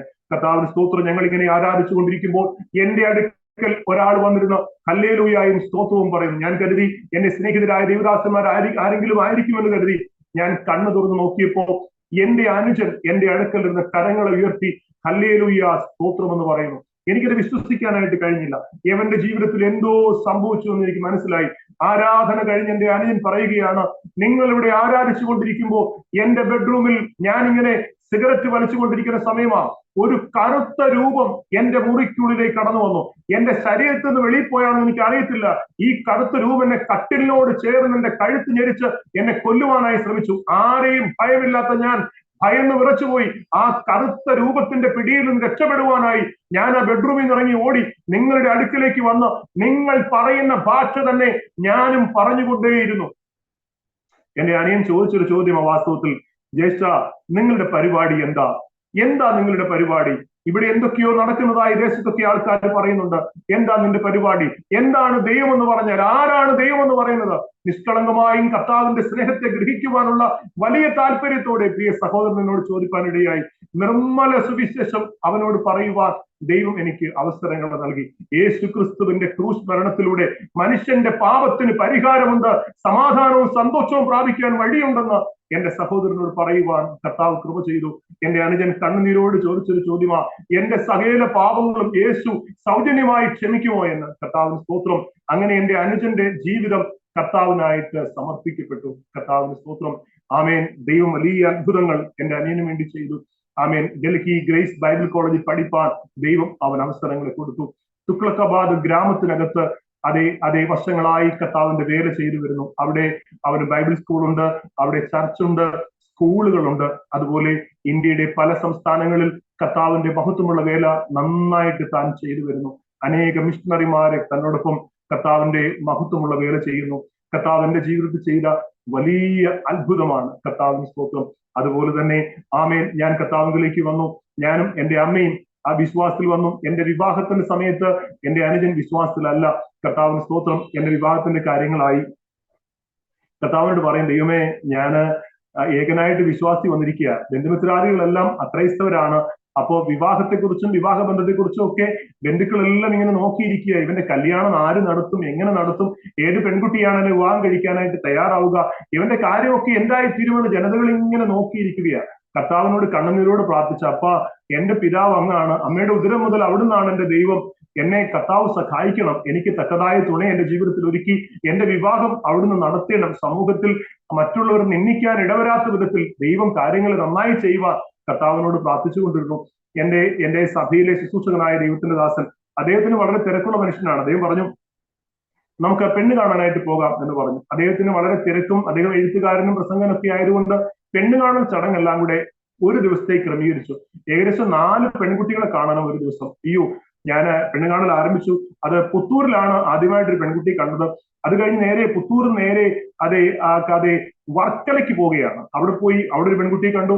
അത് കഴിഞ്ഞ് നേരെ പോത്തൻകോടേക്ക് പോകുന്നു. പോത്തൻകോട് പോയി അത് കഴിഞ്ഞ് അവിടുന്ന് കവടിയാറേക്ക് പോയി. കവടിയാറ് പോയി പെണ്ണ് കണ്ടിട്ട് കേശവദാസപുരത്ത് ബസ് സ്റ്റോപ്പിൽ ഞങ്ങൾ രണ്ടുപേരും നിൽക്കുകയാണ്. ഞാൻ പറഞ്ഞു, പാസ്റ്റർ, ഇനി ഞാനിങ്ങനെ പെണ്ണ് കാണൽ ചടങ്ങിന് ഞാൻ പോകുന്നില്ല, എനിക്ക് വയ്യ. ദൈവം തന്നെ ഈ കാര്യത്തിൽ ഇടപെട്ടാൽ മതി എന്ന് പറഞ്ഞ് കർത്താവിന്റെ സന്നദ്ധി പ്രാർത്ഥിക്കുക. 21 days ഫാസ്റ്റിംഗ് പ്രേയർ ചർച്ചിൽ ഇങ്ങനെ നടന്നുകൊണ്ടിരിക്കുന്നു. ഈ സമയത്ത് അവിടെ പാസ്റ്ററുടെ സ്നേഹിതനായ ഒരു കർത്തദാസൻ വരുന്നു. അദ്ദേഹം ആ പാസ്റ്ററോട് പറയുന്നു, ഞങ്ങളുടെ പരിചയത്തിൽ എന്റെ ബന്ധത്തിൽപ്പെട്ടതായ ഒരു പെൺകുട്ടിയുണ്ട്, പറ്റിയ ചെറുക്കന്മാർ ആരെങ്കിലും ഇവിടെ ഉണ്ടോ എന്ന് ചോദിച്ചു. ഉടനെ പാസ്റ്റർ പറഞ്ഞു, ഇവിടെ ഒരാളുണ്ട്, അദ്ദേഹം ഒരു ഇടതുപക്ഷക്കാരനാണ്, ബാക്കിൽ നിൽപ്പുണ്ട്, അദ്ദേഹത്തോടൊന്ന് ചോദിച്ചു നോക്കാൻ പറഞ്ഞു. അദ്ദേഹം എന്റെ അടുത്ത് വന്ന് പറഞ്ഞു, എന്റെ ബന്ധത്തിൽപ്പെട്ടതായ ഒരു പെൺകുട്ടിയുണ്ട്. ഞാൻ ശരി പാസ്റ്ററെ പ്രാർത്ഥിക്കാം, പാസ്റ്റർക്ക് ആ കുട്ടിയെ അറിയാമോ, എന്റെ ബന്ധു കൂടിയായ കുട്ടിയാണ്, നിങ്ങളൊന്നൊന്ന് കാണാൻ പറഞ്ഞു. ഞാൻ ഞങ്ങളുടെ സഭയുടെ ശുശ്രൂഷകനെയും എന്റെ സ്നേഹിതരായ കർത്താവിന്റെ ദാസന്മാരെയും കൂട്ടി അവിടെ പോകുന്നതിന് മുമ്പ് ദൈവസ്ഥാനത്ത് ഒരു ഉപവസിച്ച് പ്രാർത്ഥിച്ചപ്പോ ദൈവത്തിന്റെ പരിശുദ്ധാത്മാവ് ഒരു നിയോഗം തരികയാണ്. ഞാൻ കാണാൻ പോകുന്ന പെൺകുട്ടിയെ കുറിച്ച് ദൈവം ഒരു ദർശനത്തിൽ എനിക്ക് ആ പെൺകുട്ടിയെ അതുപോലെ തന്നെ വെളിപ്പെടുത്തി. ഞാൻ വിവാഹം കഴിക്കാൻ പോകുന്ന പെൺകുട്ടി അതാണെന്നൊരു നിയോഗം കർത്താവിൽ നിന്ന് പ്രാപിച്ചു. ഞാനും എന്റെ കർത്താവിന്റെ ദാസനും എന്റെ സ്നേഹിതരായ ദൈവദാസന്മാരും ചേർന്ന് ഞങ്ങൾ ആ പെൺകുട്ടിയുടെ ഭവനത്തിലെത്തി. ഞങ്ങൾ ആ പെൺകുട്ടിയെ ഞാൻ കാണുമ്പോൾ ദൈവത്തിന്റെ പരിശുദ്ധാത്മാവ് ദർശനത്തിൽ വെളിപ്പെടുത്തിയ അതേ കുട്ടി തന്നെ. ഞാൻ ആ കൂട്ടത്തിൽ വെച്ച് ഞാൻ അവരോട് പറഞ്ഞു, ഈ പെൺകുട്ടിയെ കർത്താവ് എനിക്ക് ദർശനത്തിൽ വെളിപ്പെടുത്തിയതാണ്, ഇവളാണ് എന്റെ ഭാര്യയായി വരേണ്ടതെന്ന് എന്നോട് ദൈവത്തിന്റെ ആത്മാവ് പറഞ്ഞതാണ്. ഇത് ആത്മാവിൽ ദൈവം എനിക്ക് വെച്ചിരിക്കുന്ന തക്ക തുണയാണ്, ഞാൻ തിരിച്ചറിയെന്ന് പറഞ്ഞ് വളരെ വേഗത്തിൽ വിവാഹത്തിന്റെ കാര്യങ്ങൾ കർത്താവ് ക്രമീകരിച്ചു. കർത്താവിന് സ്തോത്രം. തക്ക തുണയായി ഞങ്ങളുടെ സുവിശേഷ പ്രവർത്തന രംഗത്ത് കർത്താവ് വളരെ അനുഗ്രഹിക്കപ്പെട്ട നിലയിൽ കർത്താവിന്റെ ദാസിയെ ഉപയോഗിച്ചുകൊണ്ടിരിക്കുന്നു. അതെല്ലാം ഓർത്ത് ഞാൻ കർത്താവിനെ സ്തുതിക്കുകയാണ്. ആമേൻ. എന്റെ ജീവിതത്തിൽ കർത്താവിനെ കണ്ടതും കർത്താവിനെ തൊട്ടതും ഞാൻ അനുഭവിച്ചറിഞ്ഞതുമായ അനേക അനുഭവങ്ങൾ കർത്താവിന്റെ ജീവിതത്തിൽ നൽകിയിട്ടുണ്ട്. ഞങ്ങളുടെ ആദ്യമായിട്ടുള്ള വേലസ്ഥലം എന്ന് പറയുന്നത് പെരുങ്കുളം എന്ന സ്ഥലത്താണ്. കൊട്ടാരക്കരയ്ക്ക് ഒരു 6 കിലോമീറ്റർ മാറി പെരുങ്കുളം എന്ന സ്ഥലത്താണ് ഞങ്ങളുടെ ആദ്യത്തെ സഭാശുശ്രൂഷ ആരംഭിക്കുന്നത്. അവിടെ ഞങ്ങൾ 6 വർഷം ഉണ്ടായിരുന്നു. അതിനുശേഷം ഞങ്ങൾ അവിടുന്ന് മാറിപ്പോകുന്നത് പുത്തൂരേക്കാണ്, കൊട്ടാരക്കര പുത്തൂരേക്കാണ്. പുത്തൂരിൽ ഞങ്ങളൊരു 8 വർഷം പുത്തൂരിൽ കർത്താവിന്റെ വേല ചെയ്തു. പുത്തൂരിൽ കർത്താവിന്റെ വേലയിലായിരിക്കുമ്പോൾ ഞാൻ 1 വർഷം ഡൽഹിയിൽ ഞങ്ങൾ കടന്നുപോയി. തുഗ്ലക്കാബാദ് ഗാവിനുള്ളിൽ 1 വർഷവും ഞങ്ങൾ കർത്താവിന്റെ വേല ചെയ്തിട്ടുണ്ട്. പുത്തൂരിൽ ഞങ്ങൾ പൂയിപ്പള്ളി, ഇപ്പോൾ വർക്ക് ചെയ്യുന്ന പൂയിപ്പള്ളിയിലേക്ക് വന്നു. പൂയിപ്പള്ളി ഞങ്ങൾ 9 വർഷമായി പൂയിപ്പള്ളിയിൽ കർത്താവിന്റെ വേലയാണ്. ഇവിടെ എല്ലാം പുതിയ പ്രവർത്തനങ്ങളാണ് കർത്താവിന്റെ ആർദ്ര കരുണയാൽ നടന്നു വരുന്നത്. ഇവിടെയൊക്കെ കർത്താവിന്റെ മഹത്വമുള്ള വേലയിലായിരിക്കുമ്പോൾ കർത്താവിനെ കണ്ടതും കർത്താവിനെ തൊട്ടതും കർത്താവിനെ ജീവിതത്തിൽ രുചിച്ചറിഞ്ഞതുമായ അനേക അത്ഭുതങ്ങൾ ഉണ്ടായിട്ടുണ്ട്. കർത്താവിന് സ്തോത്രം. ഞാൻ പെരുങ്കുളം എന്ന് പറയുന്ന സ്ഥലത്ത് കർത്താവിന്റെ വേല ഞങ്ങൾ ആരംഭിക്കുകയാണ്. അപ്പൊ എന്റെ വൈഫിനെ പെണ്ണ് കാണാനായിട്ട് ചെല്ലുന്ന സമയത്ത് ഞാൻ പുള്ളിക്കാരത്തോട് പറഞ്ഞതുപോലെ, അപ്പോസ്തലനായ പൗലോസിന്റെ വാക്കാണ്, ഞങ്ങൾക്ക് വ്യക്തിപരമായി സംസാരിക്കാൻ അവസരം ലഭ്യമായപ്പോ ഞാൻ പുള്ളിക്കാരത്തോട് പറഞ്ഞു, പൗലോസിന്റെ വാക്കുകളാണ് പറഞ്ഞത്, ബന്ധനങ്ങളും കഷ്ടങ്ങളും എനിക്കായിട്ട് കാത്തിരിക്കുന്നുണ്ട്. എന്റെ പ്രാണനെ ഞാൻ വിലയിരുത്താ എണ്ണുന്നില്ല. എന്റെ ഓട്ടവും ദൈവകൃപയുടെ സുവിശേഷത്തിന് സാക്ഷ്യം പറയേണ്ടതിന് കർത്താവായ യേശുക്രിസ്തു എന്ന ശുശ്രൂഷ തികയ്ക്കണമെന്നേ എനിക്കുള്ളൂ. അതുകൊണ്ട് എന്ത് കഷ്ടങ്ങളും പ്രയാസങ്ങളും പ്രതിബന്ധങ്ങളും നേരിടാൻ തയ്യാറാണെങ്കിൽ എന്റെ കൂടെ വരാം എന്നാണ് ഞാൻ പുള്ളിക്കാരത്തിയോട് പറഞ്ഞത്. പുള്ളിക്കാരത്തി വളരെ താല്പര്യത്തോട് പറഞ്ഞു, ഞാൻ തയ്യാറാണ് എന്ന് പറഞ്ഞ് ഞങ്ങളുടെ വിവാഹം നടക്കുകയും, വാസ്തവത്തിൽ പുള്ളിക്കാരത്തി അവര് പത്തനംതിട്ട വാരിയാപുരം എന്ന സ്ഥലത്താണ്. വാരിയാപുരം യോനാച്ചാന്റെ അവരുടെ ഭവനത്തിൽ പ്രാർത്ഥനയ്ക്കാണ് എന്റെ വൈഫിന്റെ അമ്മയും അവരൊക്കെയും കർത്താവിനെ കണ്ടുമുട്ടി ദൈവത്തിലേക്ക് വരുന്നത്. കർത്താവിന് സ്തോത്രം. അവിടെ ഇലന്തൂർ ഈസ്റ്റ് ഐറ്റിസിയിലാണ് കർത്താവിനെ ആരാധിക്കുന്നത്. അപ്പോൾ അവിടെ ഇലന്തൂർ ഈസ്റ്റ് ഐറ്റിസിയിലെ പാസ്റ്ററുടെ ഭാര്യ എന്ന് പറയുമ്പോൾ, പാസ്റ്റർ എന്ന് പറയുമ്പോൾ ഒരു സ്പ്ലെൻഡർ ബൈക്കാണ് ആ കാലഘട്ടത്തിലെ. സ്പ്ലെൻഡർ ബൈക്കാണ് ഫേമസ്. സ്പ്ലെൻഡർ ബൈക്കും ആ ബൈക്കിന് പിന്നിൽ പാസ്റ്ററുടെ വൈഫ് മനോഹരമായ ബാഗൊക്കെ തൂക്കി യാത്ര ചെയ്യുന്ന, അത് വളരെ ഒരു അനുഗ്രഹിക്കപ്പെട്ട ശുശ്രൂഷയുടെ ലെവലിലാണ് അവർ നിൽക്കുന്നത്. അപ്പൊ കർത്താവിന്റെ ദാസന്റെ ഭാര്യ എന്ന് പറയുമ്പോൾ സാധാരണഗതിയിൽ സഹോദരിമാരുടെ ഒക്കെ മനസ്സിൽ ഈ ഒരു ചിന്താഗതിയാണുള്ളത്. ഈ എന്റെ വൈഫിന്റെ മനസ്സിലും ആ ഒരു ചിന്താഗതിയാണ് ഉണ്ടായിരുന്നത്. പക്ഷേങ്കിൽ പെരുങ്കുളം എന്ന് പറയുന്നതായ സ്ഥലത്ത് ജീവൻ മരണ പോരാട്ടത്തിന്റെ നടുവിൽ സുവിശേഷ വിരോധികളുമായി ഏത് നിമിഷവും ഒരു അറ്റാക്ക് ഉണ്ടാകാവുന്ന സാഹചര്യങ്ങളിൽ കർത്താവിന്റെ മഹത്വമുള്ള വേല ചെയ്തു വരികയാണ്. അവിടെ നിന്നുകൊണ്ടാണ് ഞാൻ ചോദിച്ചത്, ബന്ധനങ്ങളും കഷ്ടങ്ങളും എനിക്കായി കാത്തിരിപ്പുണ്ട് എന്ന് പറയാനിടയായി. കർത്താവിന്റെ സ്തോത്രം. വിവാഹം കഴിഞ്ഞു ഞങ്ങളുടെ ആ പ്രവർത്തന ദേശത്തേക്ക് കടന്നു വന്നു. പ്രിയമുള്ളവരെ, രാത്രി വചനം കേൾക്കുവാനായി അക്രൈസ്തവരായ പലരും അവിടെ പ്രാർത്ഥനയ്ക്ക് കടന്നു വരുന്നു.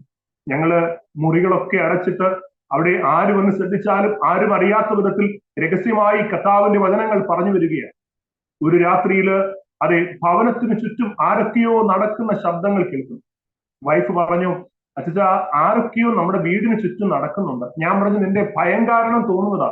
ഭയമുള്ളവർക്ക് ചെറിയ കരിയില അനങ്ങിയാൽ പോലും ആൾക്കാരാണെന്ന് തോന്നും. നിന്റെ ഭയം കൊണ്ട് തോന്നുന്നതായിരിക്കാം. അല്ല, ഭയം കൊണ്ടല്ല, നമ്മുടെ വീടിന് ചുറ്റും ആൾക്കാരുണ്ട് എന്ന് പറഞ്ഞു. ആ സമയത്ത് ഞങ്ങളുടെ വീടിനകത്ത് അക്രൈസ്തവരായ സഹോദരങ്ങൾ വചനം കേട്ടുകൊണ്ടിരിക്കുകയാണ്.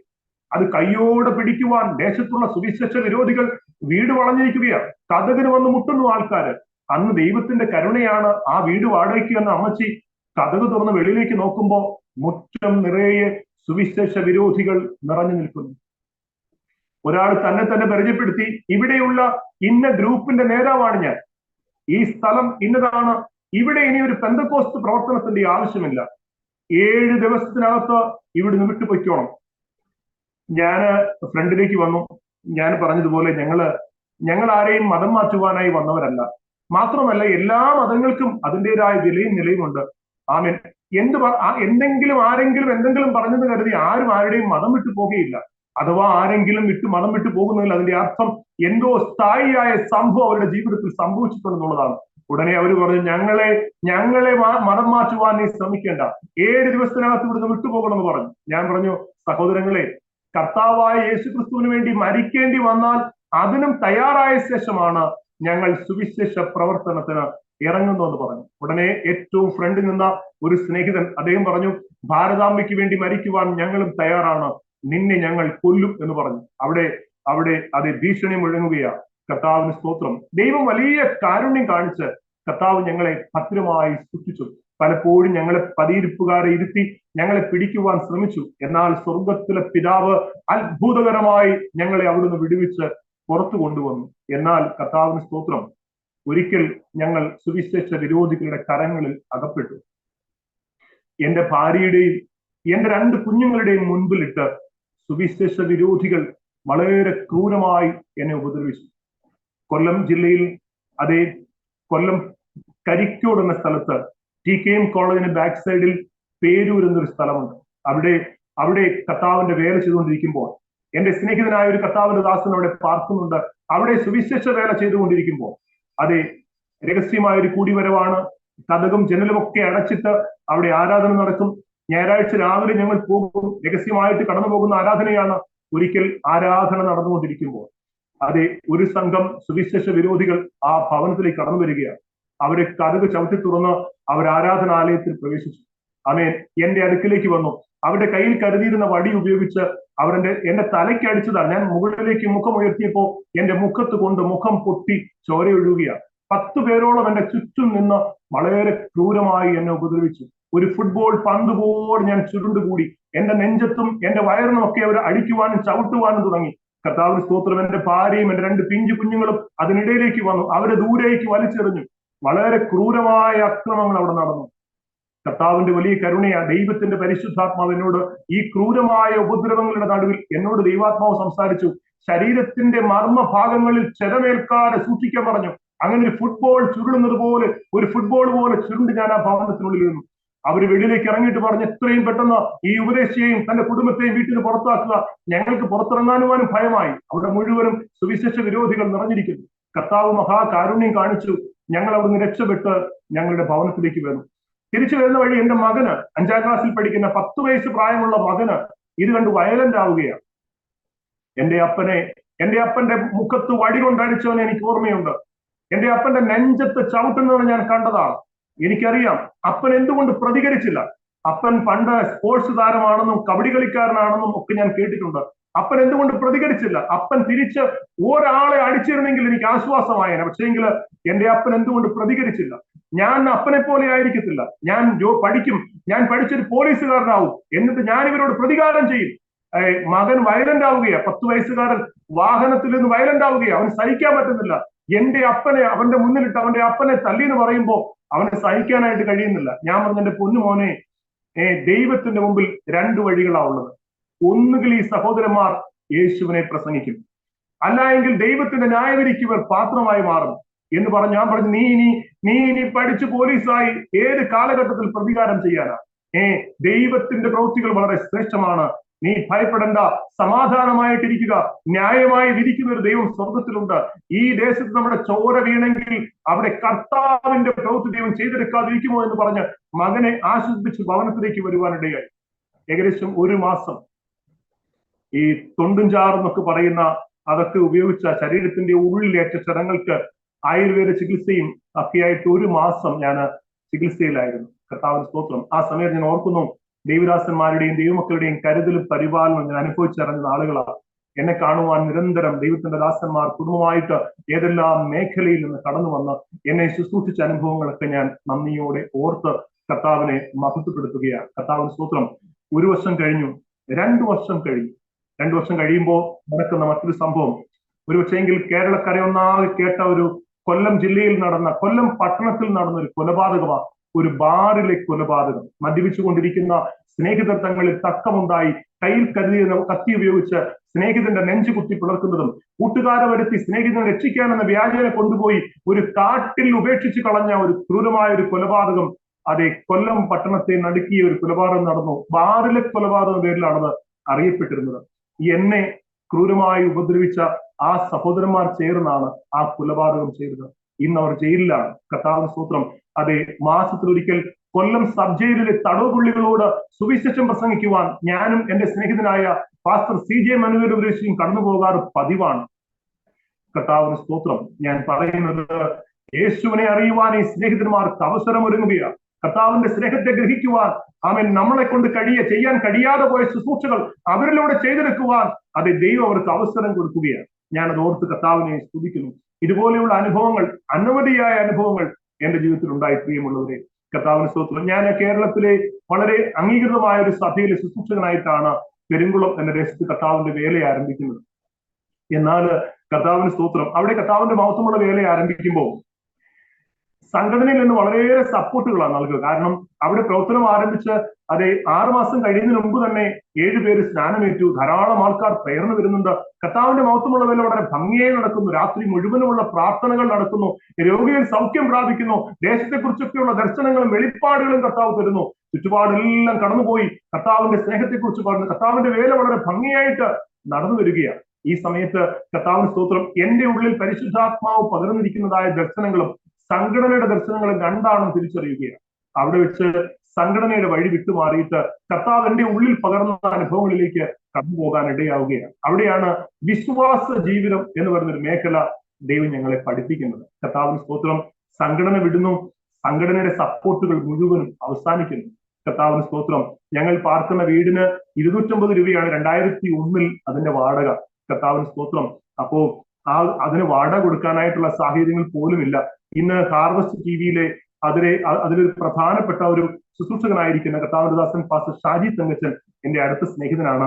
ഷാജി എന്നെ വിളിച്ചു പറഞ്ഞു, പ്രകാശ് ഭയപ്പെടേണ്ടതില്ല, നിന്റെ വീടിന്റെ വാടക ഞാൻ കൊടുത്തോളാം, ഞാനത് കാര്യങ്ങൾ ചെയ്തോളാം എന്ന് ബഹുമാനി കർത്തദാസൻ വിളിച്ചു പറഞ്ഞു. അങ്ങനെ അദ്ദേഹം അതിന്റെ വാടക കൊടുക്കുന്നു. അവിടുന്ന് ആരാധനയ്ക്കായി കടന്നു വരുന്ന പ്രിയപ്പെട്ടവരുടെ സ്വത്രാഴ്ചയും ദശാംശവും വഴിപാടും നമ്മൾ എത്ര എണ്ണി നോക്കിയാലും ആഴ്ചയിൽ 30 രൂപയെ ഉണ്ടാകത്തുള്ളൂ. ആ 30 രൂപയാണ് ഞങ്ങളുടെ വരുമാന മാർഗം. കർത്താവിന് സ്തോത്രം. അങ്ങനെ ജീവിതം ആരംഭിക്കുകയാണ്. വിശ്വാസത്താൽ ജീവിക്കാൻ കഴിയും, എന്റെ നീതിമാൻ വിശ്വാസത്താൽ ജീവിച്ചിരിക്കും എന്നുള്ള തിരുവെഴുത്ത് പോലെ വിശ്വാസത്താൽ ജീവിപ്പാൻ കഴിയും. ആരോടും ധനാഭ്യർത്ഥന നടത്താതെയും ആരുടെയും മുൻപിൽ കൈനീട്ടാതെയും കർത്താവിനോട് ചോദിച്ച് ജീവിപ്പാൻ കഴിയുന്ന ഒരു മാർഗമുണ്ടെന്ന് ദൈവത്തിന്റെ പരിശുദ്ധാത്മാവ് പഠിപ്പിക്കുവാനിടയായി. കർത്താവിന് സ്തോത്രം. അവിടെ എല്ലാ ദിവസങ്ങളും മിക്ക ദിവസങ്ങളിലും ഉപവാസവും പ്രാർത്ഥനയാണ്. അത് ആത്മീയ നിലവാരത്തിന്റെ കൂടുതലാണെന്ന് കൊണ്ട് തെറ്റിദ്ധരിക്കേണ്ടതില്ല. കാരണം ആഹാരത്തിനൊക്കെ വളരെ ബുദ്ധിമുട്ട് അനുഭവിക്കുന്ന കാലങ്ങളാണ്. ആഴ്ചയിൽ ഒരാഴ്ച പട്ടിണി ഉണ്ടായി, ഒരാഴ്ച ആഹാരമില്ല എന്ന് തിരിച്ചറിയുകയാണ്. എന്റെ അനുജൻ അന്ന് എന്റെ കൂടെ താമസിക്കുന്നുണ്ട്. കർത്താവിന് സ്തോത്രം. ഒരാഴ്ച ആഹാരമില്ലാത്ത സാഹചര്യങ്ങൾ ഉണ്ടാകുന്നു. ഞാന് ആ ആഴ്ചയിൽ ഉപവാസം പ്രഖ്യാപിക്കുകയാണ്. ഞാനിനി കർത്താവിന്റെ സ്ഥലത്ത് ഉപവാസത്തോടെ ഇരിക്കുമ്പോൾ എന്റെ ആഹാരത്തിന്റെ കാര്യം വരുന്നില്ല. എന്റെ അനുജൻ വിശ്വാസത്തിൽ വന്നിട്ടില്ല, വിശ്വാസത്തിലേക്ക് വരുന്നതേ ഉള്ളൂ. ഉടനെ എന്റെ അനുജന് എന്റെ വീട്ടിലെ, ഞങ്ങൾ താമസിക്കുന്ന വീട്ടിലെ ഉടമസ്ഥയായ അമ്മച്ചി പറഞ്ഞു, ഈ വീട്ടിലെ പുരയിടത്തിൽ കപ്പ കിടപ്പുണ്ട്. കപ്പ വിളഞ്ഞിട്ടൊന്നുമില്ലെങ്കിലും ഉപദേശിയുടെ സാഹചര്യങ്ങൾ വളരെ പരിതാപകരമായതുകൊണ്ട് ഉപദേശി അത് പറിച്ച് കഴിച്ചോളാൻ പറഞ്ഞു. അപ്പോ എനിക്ക് ഭക്ഷണത്തിന്റെ ആവശ്യം വരുന്നില്ല, ഞാൻ ഉപവാസത്തിലാണ്. എന്റെ വൈഫിന് രാവിലെ ഉച്ചയ്ക്കും വൈകിട്ടും കപ്പ പുഴുങ്ങിയതും മുളക് പൊടി ചാലിക്കാൻ വെളിച്ചെണ്ണയൊന്നുമില്ല എങ്കിലും അങ്ങനെ മുളക് പൊടി ചാലിച്ച് കഴിക്കുകയാണ്. എന്റെ അനുജന് വെറുതെ തന്നെയാണ് ആഹാരം. എന്റെ വൈഫ് ആ സമയത്ത് ഗർഭിണിയായിരിക്കുന്ന മൂത്ത മകനെ പ്രഗ്നന്റ് ആയിരിക്കുന്ന സമയമാണ്. കർത്താവിന് സ്തോത്രം. സഭയിലെ വിശ്വാസിയുടെ വീട്ടിൽ നിന്ന് ഉച്ചയ്ക്ക് ഒരു നേരം എന്റെ വൈഫിന് ആഹാരം കിട്ടും. അവൾ ആ വീട്ടിൽ പോയി ആഹാരം കഴിക്കും. രാവിലെയും വൈകിട്ടും കപ്പ പുഴുങ്ങിയത് മുളക് പൊടിയാണ് കഴിക്കുക. കർത്താവിന്റെ സന്നിധിയിൽ ഇങ്ങനെ 7 ദിവസം ഞാനിങ്ങനെ പ്രാർത്ഥിച്ചുകൊണ്ടിരിക്കുക. ആമേൻ. ഉപവാസ പ്രാർത്ഥനയുടെ ശനിയാഴ്ച ദിവസം രാത്രി ദൈവത്തിന്റെ ആത്മാവ് എന്നോട് സംസാരിക്കുക. എന്നെ കർത്താവ് കാണിച്ചത് ഒരു കവറിനകത്ത് ഏറെ പണം ഇട്ട് അടുക്കി അത് ഒട്ടിച്ച് എന്റെ കയ്യിൽ നൽകുന്നതായിട്ട് കർത്താവ് എന്നെ കാണിക്കുകയാണ്. ഞായറാഴ്ച ആരാധനയുടെ മധ്യത്തിൽ ഞാൻ പറഞ്ഞു, ഇന്നലെ രാത്രി ദൈവത്തിന്റെ പരിശുദ്ധാത്മാവ് എന്നോട് സംസാരിക്കാനിടയായി. എന്റെ ദാരിദ്ര്യവും കഷ്ടതകളും മാറാൻ പോകുകയാണ്. ഏറെ പണം എന്റെ കയ്യിൽ വരുന്നതായിട്ട് ഞാൻ കണ്ടിട്ടുണ്ട്. കർത്താവ് ഈ ദിവസങ്ങളിൽ അത്ഭുതം ചെയ്യാൻ പോകുകയാണെന്ന് പറഞ്ഞു. എന്റെ അനുജൻ ആ സമയത്ത് പറഞ്ഞൊരു വാക്കുണ്ട്, എടാ നീയും നിന്റെ പെണ്ണുമുള്ളയും കഴിഞ്ഞ ഒരാഴ്ചയായിട്ട് പട്ടിണിയില്ല. ഈ പട്ടിണി കിടക്കുന്നവന് പണം വരുന്നുള്ള ചിന്ത മാത്രമേ ഉള്ളൂ. ഇത് അങ്ങനെ കണ്ടതാ, അത് ദർശനം വെളിപ്പാടൊന്നുമല്ല. നീ ഞങ്ങളെ പറ്റിക്കാൻ നോക്കേണ്ട എന്ന് അതേ വേദിയിൽ വെച്ച് തന്നെ എന്റെ അനുജൻ വിളിച്ചു പറയാനിടയിൽ. ഞാൻ പറഞ്ഞ സഹോദര, ദൈവിക പ്രവൃത്തികൾ ഒരു എക്സ്പീരിയൻസ് ആണ്. തമ്പുരാൻ ഇടപെടുന്നത് അതൊരു അനുഭവമാണ്, ജീവിതാനുഭവമാണ്. അത് നിനക്ക് പറഞ്ഞാൽ മനസ്സിലാവുകയില്ല.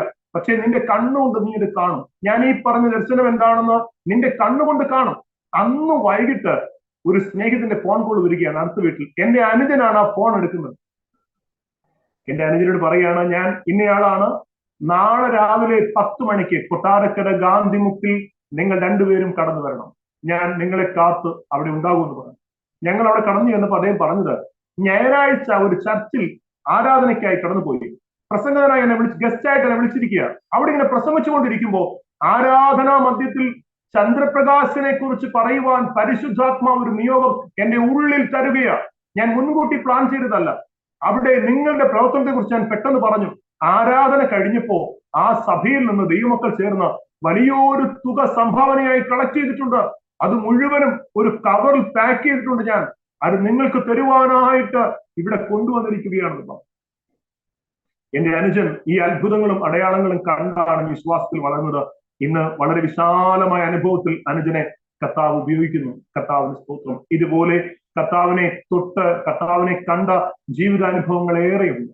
കർത്താവിന് സ്തോത്രം. ഞാൻ പറയാറുണ്ട്, ആമേൻ, എന്റെ അപ്പനാണ് എന്റെ ദൈവം. എന്റെ അപ്പനാണ് എന്റെ ദൈവം. എന്റെ ഉള്ളിലെ വേദനകളും എന്റെ ദുഃഖങ്ങളെല്ലാം എന്റെ അപ്പന് നന്നായിട്ട് അറിയാം. എനിക്കൊരു ഷർട്ട് വേണമെങ്കിൽ, എനിക്കൊരു പാന്റ് വേണമെങ്കിൽ, എനിക്ക് എന്തെങ്കിലും ആവശ്യമുണ്ടെങ്കിൽ എന്റെ അപ്പനോട് തുറന്നു പറയും. എന്തെങ്കിലും ജീവിതത്തിൽ കുറ്റങ്ങൾ സംഭവിച്ചാൽ, കുറവുകൾ വന്നാൽ, ബലഹീനതകൾ വന്നാൽ കർത്താവിനോട് ഏറ്റുപറയും.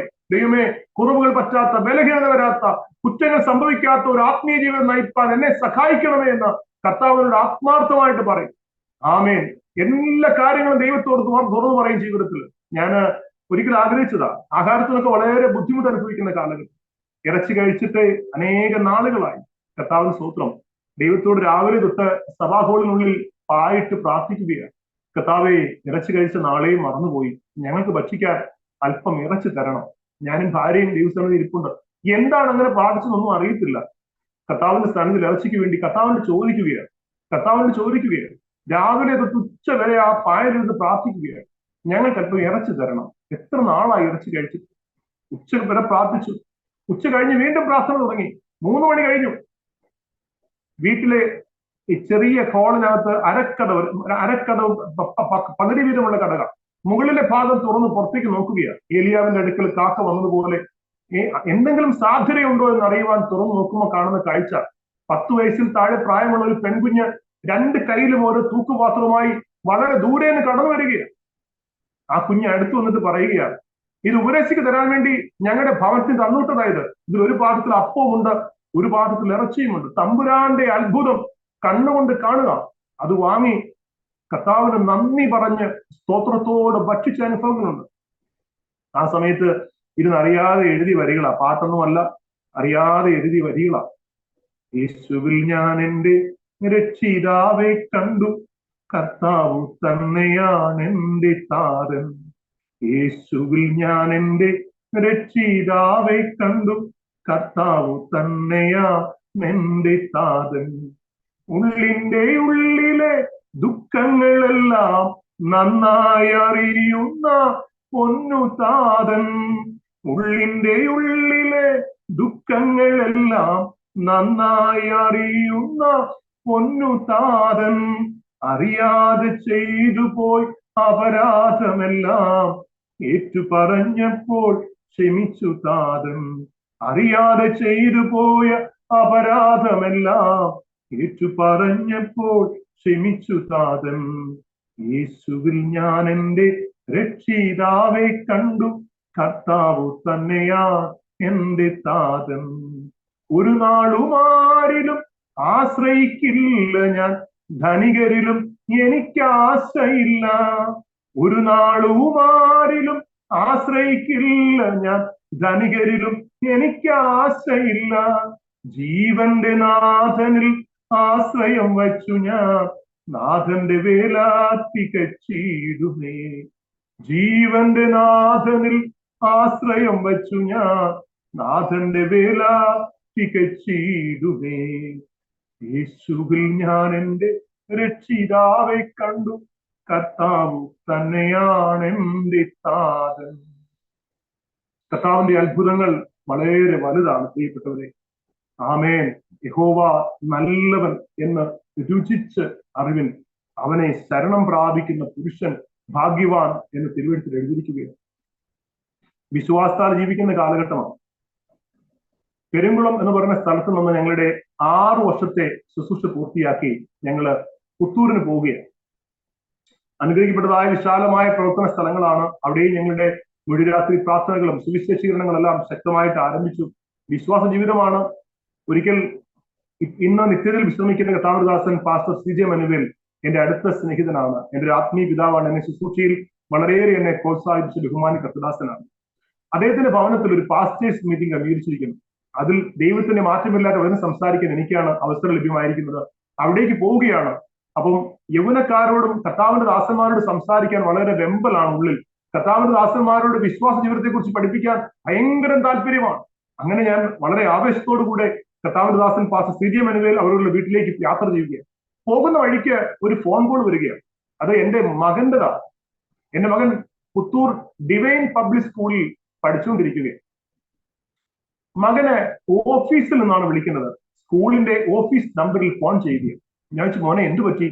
അപ്പാ ഫീസ് അടയ്ക്കേണ്ട സമയം എല്ലാം കഴിഞ്ഞു.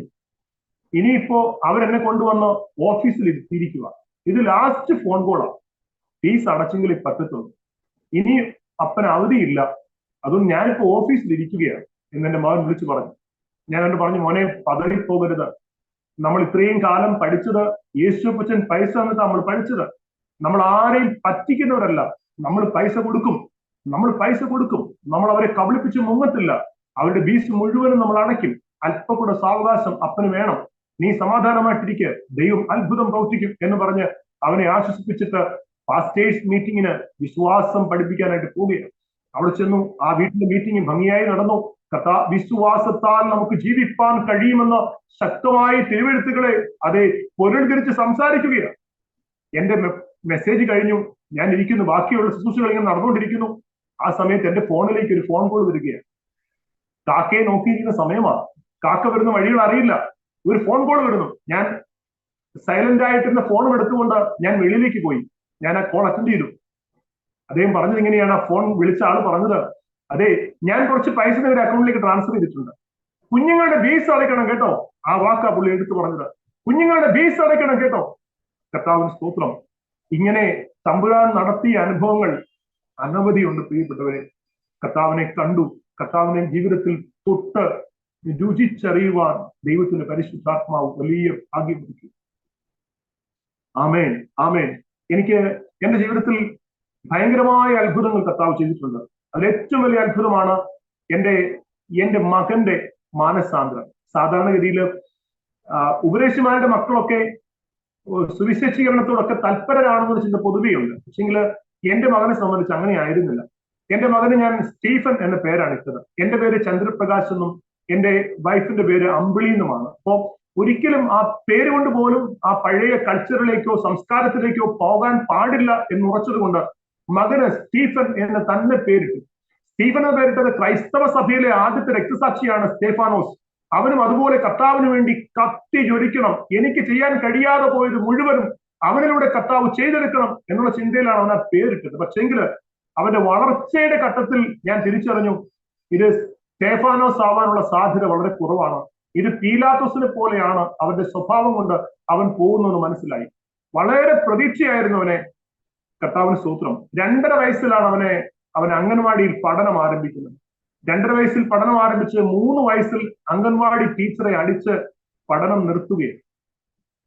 അവനെ കൊണ്ട് ട്യൂഷൻ പഠിപ്പിക്കാനാക്കിയപ്പോ അവൻ പറഞ്ഞൊരു വാക്ക്, ഇതിനേക്കാൾ വലിയ വടി കൊണ്ടാണ് എൻ്റെ അപ്പൻ എന്നെ അടിക്കുന്നത്, എന്നിട്ട് നന്നായില്ല, പിന്നെയാണോ ഈ വടി കൊണ്ട് എന്നെ അടിക്കുന്നതെന്ന് ട്യൂഷൻ ടീച്ചറോട് അവൻ ചോദിച്ചതാണ്. അവന് LKG പഠിക്കുന്നത് 3 സ്കൂളിലാണ്. സ്കൂളിൽ നിന്നൊരു ഫോൺ വരുമ്പോൾ നമ്മുടെ ഉള്ളിൽ തീയാ. കാരണം ഇവനെ വിളിച്ചോണ്ട് പോകാനാ പറയുന്നത്, ഇവനെ കൊണ്ടുപോകാനാ പറയുന്നത്. കർത്താവിന് സ്തോത്രം. വളരെയേറെ വേദനകളാണ് മകന്റെ പേരിൽ ഞങ്ങൾക്ക് നേരിടേണ്ടി വന്നത്. ഏറ്റവും കൂടുതൽ പേരൻസ് മീറ്റിങ്ങിനൊന്നും സ്കൂളിൽ പോകാനായിട്ട് പറ്റുകയില്ല. അവനെ കുറിച്ച് പറയുന്ന പരാതികൾ കേട്ട് മടുത്തു. എന്റെ ശത്രുക്കൾ ഒടുവിൽ പറഞ്ഞു, നിന്റെ മകന്റെ കൈ കൊണ്ട് തന്നെ നീ ചാകേണ്ടി വരും എന്ന് വരെ പറഞ്ഞ അനുഭവങ്ങൾ എന്റെ ജീവിതത്തിൽ ഉണ്ടായിട്ടുണ്ട്. ആഴ്ചയിൽ ദിവസങ്ങൾ വേർതിരിച്ച് മകന് വേണ്ടി ഉപവസിക്കാനും പ്രാർത്ഥിക്കാനും തുടങ്ങി. ഒരു പാസ്റ്ററുടെ മകനാണെന്ന് അറിയപ്പെടുന്നത് തന്നെ അവന് ദേഷ്യമാണ്. അങ്ങനെ അറിയപ്പെടുന്നത് തന്നെ ദേഷ്യമാണ്. അവൻ ഒടുവിൽ തിരിച്ചറിയാൻ പ്രായമായപ്പോൾ അവൻ പറഞ്ഞു, എന്റെ അപ്പനെ മതം മാറ്റിയവനെ എനിക്ക് കാണണമെന്ന് തന്നെ അവൻ പറഞ്ഞു തുടങ്ങി. അവൻ അങ്ങനെ സംസാരിക്കാനായിട്ട് തുടങ്ങി. എന്റെ കർത്താവ് വലിയ കാരുണ്യം കാണിച്ചു. ഞങ്ങൾ പൂയിപ്പള്ളിയിൽ കർത്താവിന്റെ വേല ആരംഭിക്കുന്ന ദിവസങ്ങളിലാണ് എന്റെ അനുജൻ, ഈ ഉദരം പിളർക്കത്തക്ക അടി, അവന്റെ ഉദരത്തിന്റെ അറകൾ അവരെ ശുദ്ധീകരിച്ച് പുറത്തു കൊണ്ടുവരും. പൊട്ടിപ്പോകത്തക്ക അടി, ഉദരത്തിന്റെ അറകൾ അവരെ ശുദ്ധീകരിച്ച് പുറത്തു കൊണ്ടുവരും, അവനെ ശ്രേഷ്ഠനാക്കും എന്നൊക്കെയുള്ള വചനങ്ങൾ കേട്ട് മകനെ ശിക്ഷിച്ച് വളർത്തിയാണ് എന്റെ കയ്യിൽ നിന്ന് എന്റെ മകൻ കംപ്ലീറ്റ് പോയത്. ഈ ദേഷ്യം വരുമ്പോ സത്യത്തിൽ ഈ ഉപദേശങ്ങളൊക്കെ മനസ്സിലായത് കുഞ്ഞൊക്കെ ഒത്തിരി വളർന്നതിന് ശേഷമാണ്. അപ്പോസ്തലനായ പൗലോസ് വ്യക്തമായിട്ട് പറഞ്ഞിട്ടുണ്ട്, കുഞ്ഞുങ്ങളെ അവരെ പഥ്യോപനിഷത്തിലാണ് വളർത്തേണ്ടത്. അവരെ മക്കളെ കുഞ്ഞുങ്ങളോട് എങ്ങനെയാണ് പെരുമാറേണ്ടത്, കുഞ്ഞുങ്ങളെ എങ്ങനെയാണ് ശാസിക്കേണ്ടത് എന്നെല്ലാം, ബാലശിക്ഷ എങ്ങനെയാണ് കൊടുക്കേണ്ടതൊക്കെ അപ്പോസ്തലന്മാർ പഠിപ്പിച്ചിട്ടുണ്ട്. പക്ഷേങ്കിൽ അതൊന്നും അറിയാതെ പോയി. കുഞ്ഞുങ്ങളോട് ബാലശിക്ഷ കൊടുക്കാൻ അറിയത്തില്ല, കുഞ്ഞുങ്ങളെ കുഞ്ഞുങ്ങളായി കണ്ട് ശിക്ഷിക്കാൻ അറിയത്തില്ലായിരുന്നു. എന്റെ ദേഷ്യത്തിനും അനുസരണമില്ലായ്മ കാണിക്കുമ്പോൾ എന്റെ ദേഷ്യത്തിനനുസരിച്ചാണ് ഞാൻ ശിക്ഷിക്കാറുള്ളത്. അത് പലപ്പോഴും പൊട്ടിയും മുറിഞ്ഞും ഒക്കെ പോകുകയാണ് പതിവ്.